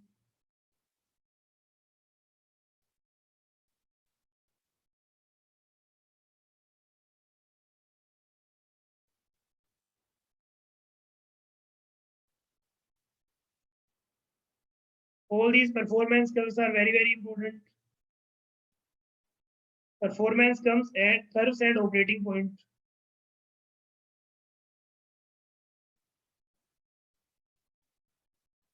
So what do you mean by free delivery and shut off head? What do we mean by free delivery and shut off head?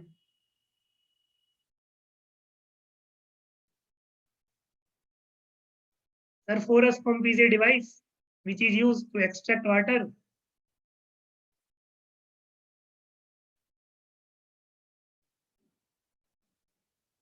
I am asking very simple thing, free delivery and shut off head.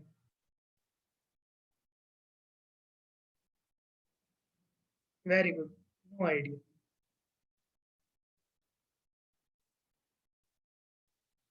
So write down first. As we know that there are two extreme conditions. One is maximum volume flow rate and one is no volume flow rate. So write down the maximum volume flow rate. The maximum volume flow rate. The maximum volume flow rate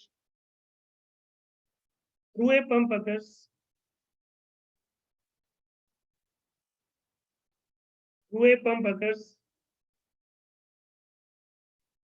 when its net head is zero. When its net head is zero, that is H is equal to zero. And this flow rate is called the pump's delivery head.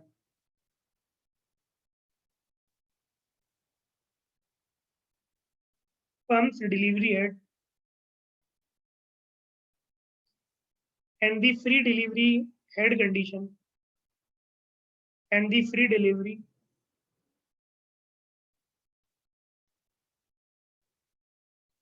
yes, it is not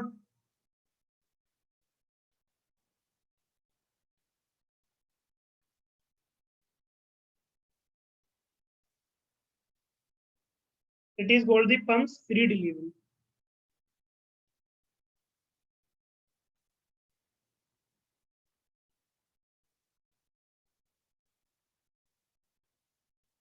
It is called the pump's free delivery. The free delivery condition is achieved. The free delivery condition is achieved when there is no flow restriction. When there is no flow restriction at the pump inlet or outlet. At the pump inlet or outlet. Or we can say in other words, when there is no load on the pump. When there is no load on the pump.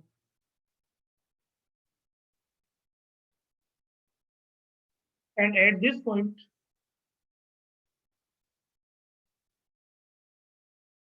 or at this operating point,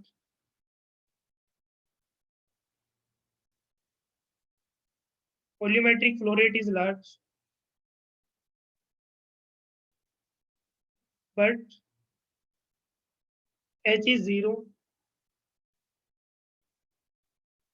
and the pump efficiency is, tell me in this case, pump efficiency will be maximum or minimum? In this case, the pump efficiency is maximum or minimum? In this case, the pump efficiency will be 0. Why the pump efficiency is 0?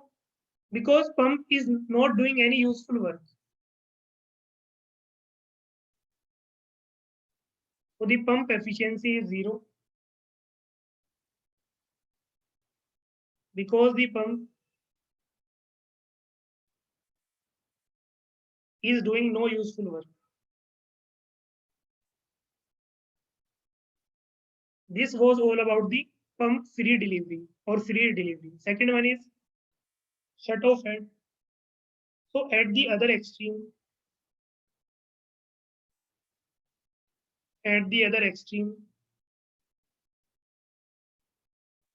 the shut off head, the shut off head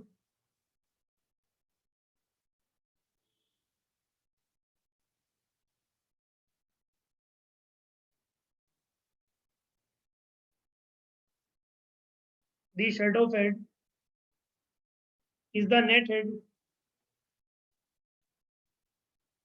is the net head that occurs when the volume flow rate is 0. When the volume flow rate is 0,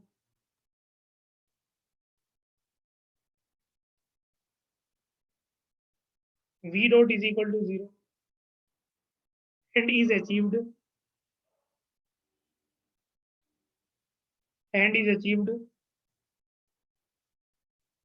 and the outlet port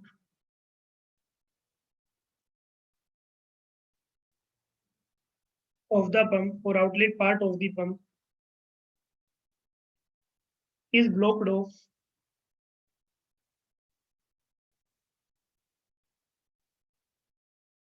under these conditions.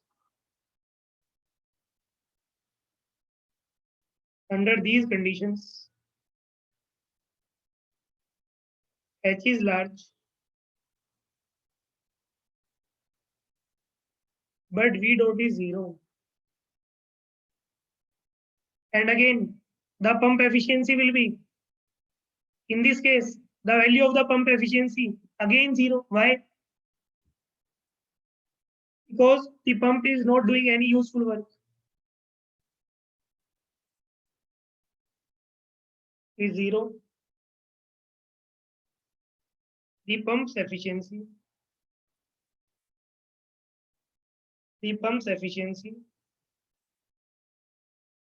is again 0. Is again 0.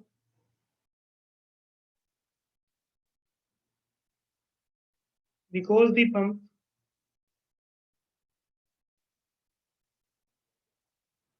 is doing no useful work.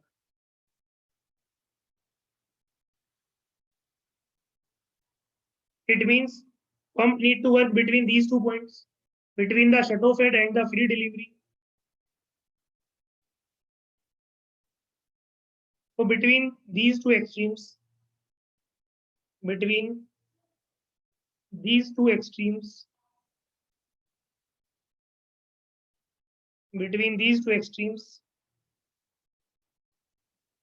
from shut-off to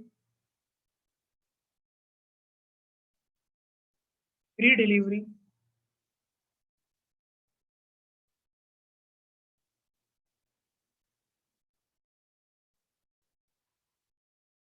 the pump's net head may increase from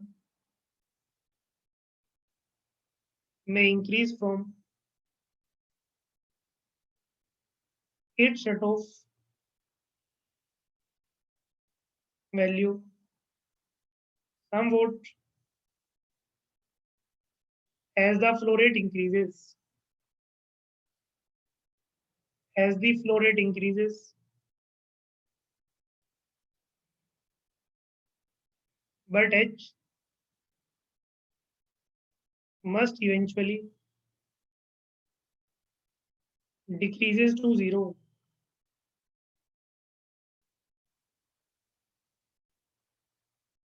as the volume flow rate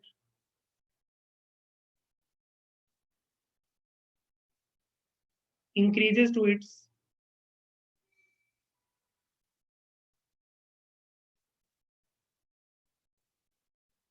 free delivery value. Free delivery value. So we can say we will get the maximum efficiency between the shutoff and the free delivery. So the pump's efficiency reaches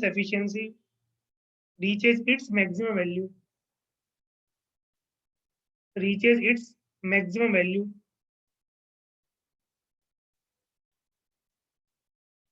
somewhere between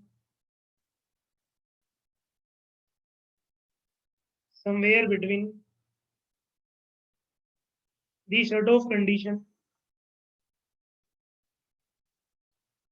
somewhere between the shut-off condition and the free delivery condition. And the free delivery condition. And the free delivery condition.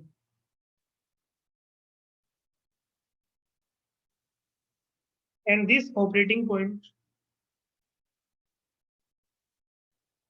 of maximum efficiency, this operating point of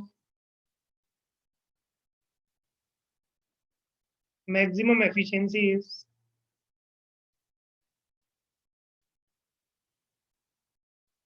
is called the best efficiency point. Best efficiency point, that is BEP.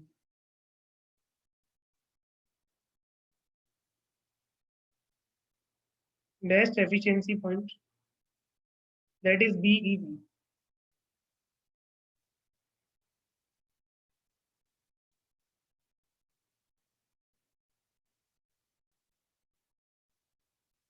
So every one of you heard about the characteristic curves. So what are characteristic curves?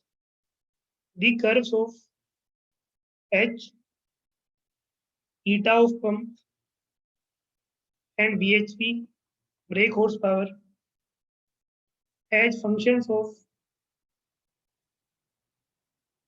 volumetric flow rate are called the pump performance curves. Pump performance curves or characteristic curves. Or characteristic curves.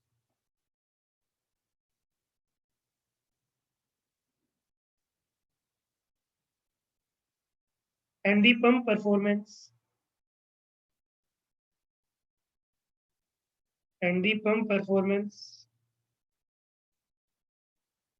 curve changes with rotational speed. Changes with rotational speed.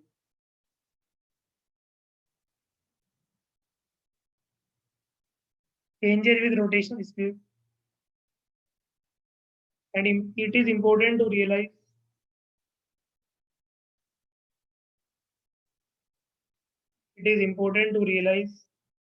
that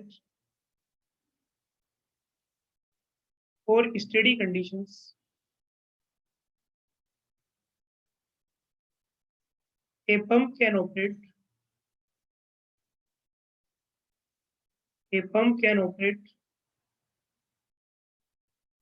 only along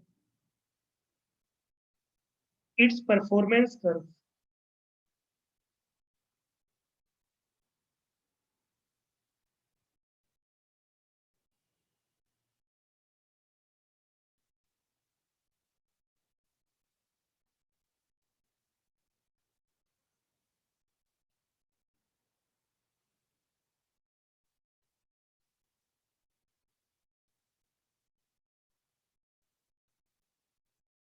H, eta, or BHP,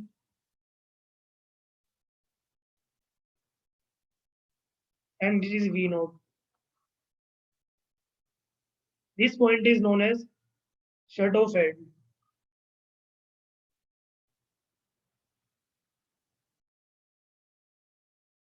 And assume this point is free delivery. Then you will get curve like this.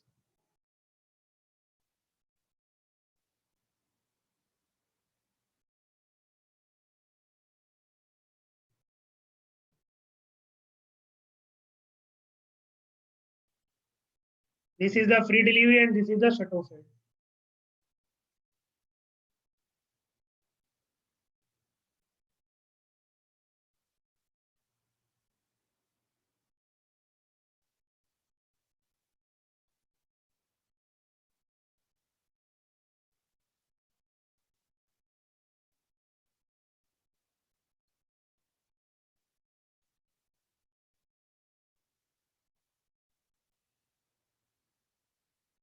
This is the efficiency of pump. Already this question they asked in a GATE exam in 2002 that the efficiency of pump with increases decreases. So its right answer will be first increase up to a maximum point and then decreases. And this point is known as BEP.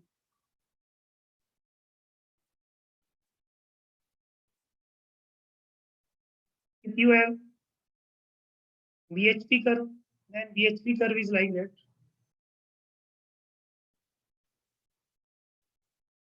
It is the BHP curve. It is the head curve, head efficiency BHP. So at this operating point, it is best operating point. It is H star, assume best one, and it is BH star, and it is V star.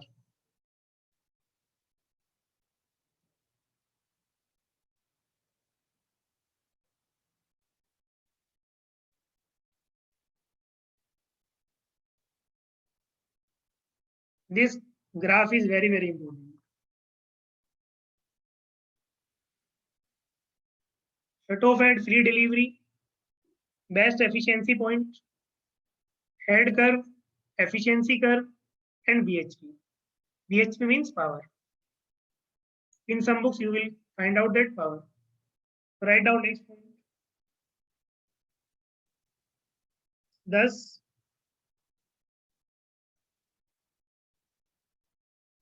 the operating point of a piping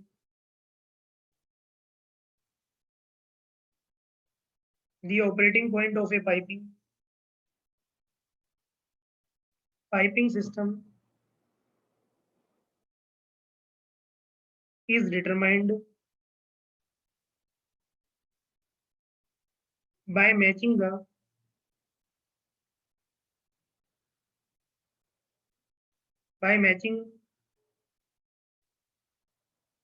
system requirements by matching system requirements. It means required net head, required net head,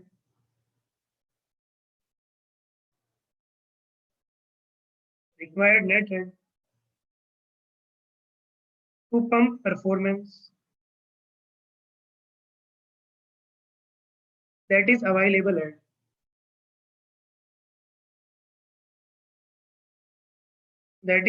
net head.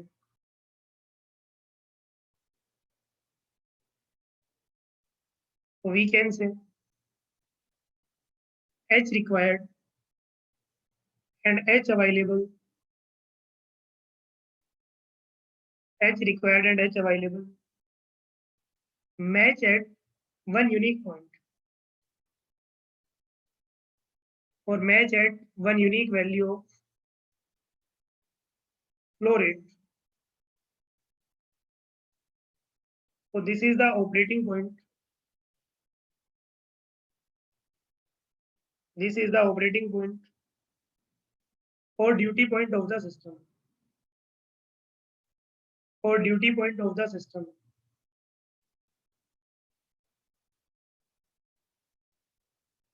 So we can say at operating point, the steady operating point, the steady operating point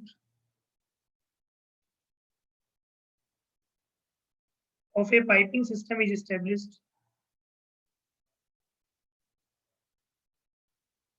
Is established at the volume flow rate, at the volume flow rate where H required is equal to H available.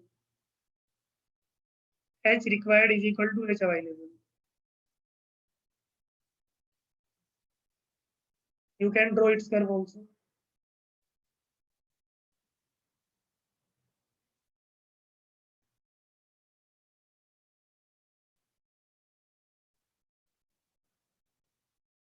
This one is H1.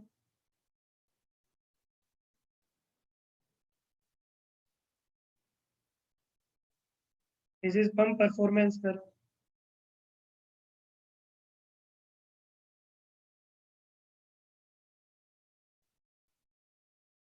Or it is H available.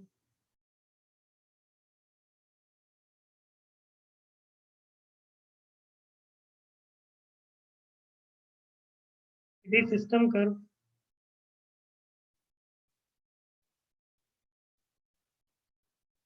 H required. So this point is operating point. This point is operating point.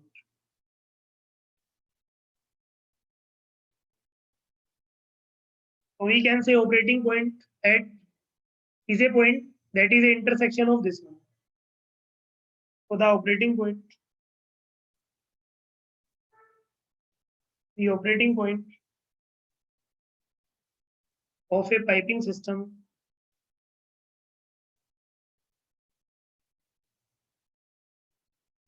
is established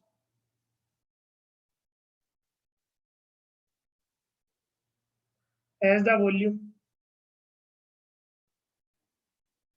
flow rate where the system curve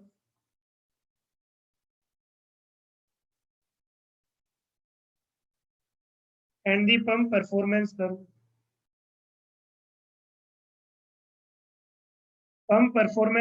intersect.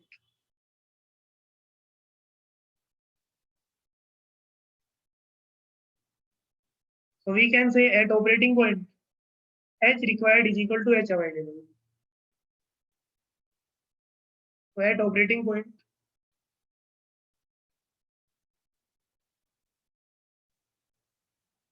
H required is equal to H available.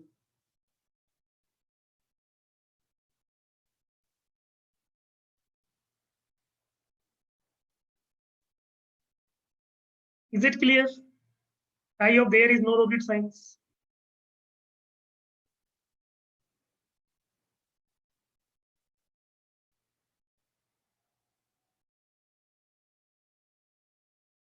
Is it clear? Best efficiency point. Very good. Sir, break even point ये तो मेरा जुड़वा भाई है. Is it clear up to this point? I can tell you so many more things, but there is no need because we need a minimum speed for starting a centrifugal pump. We can derive that derivation also, but no requirement. Now in this section, I will discuss only two more things. One is main characteristic curve and one is operating characteristic curve. This I have already explained. And affinity curve for pumps or affinity laws for pumps and NPSH, and this will be finished. And 112 line about the rotary and all these reciprocating plunger pumps. Is it clear?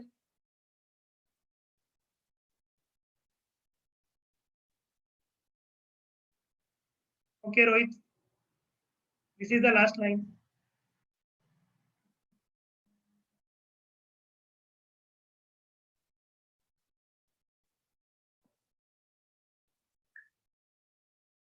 Note it down.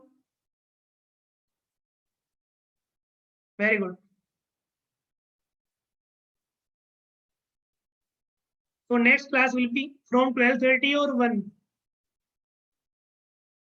You have two options, 12:30 or 1.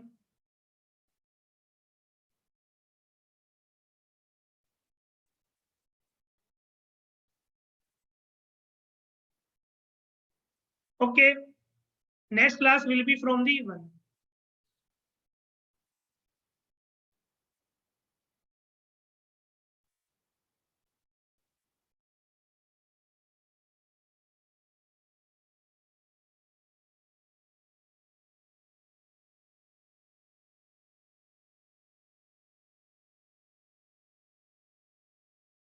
So 1 is the done. Till 1 I will also take breakfast. Oh, breakfast, lunch, and then one more session. And today at least we will finish the pump section. And in tomorrow class we will try to finish the dimensional analysis and similitude.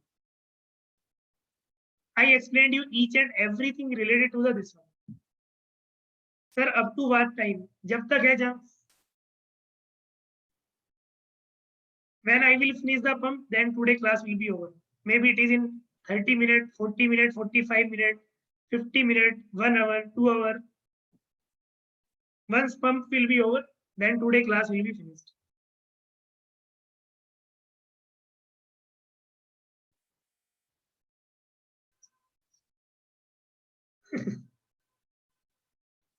So class is from 1 p.m.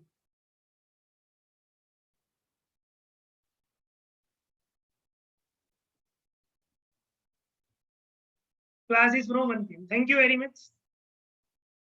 Okay, bye. Take care. Digest all these pump part with your lunch.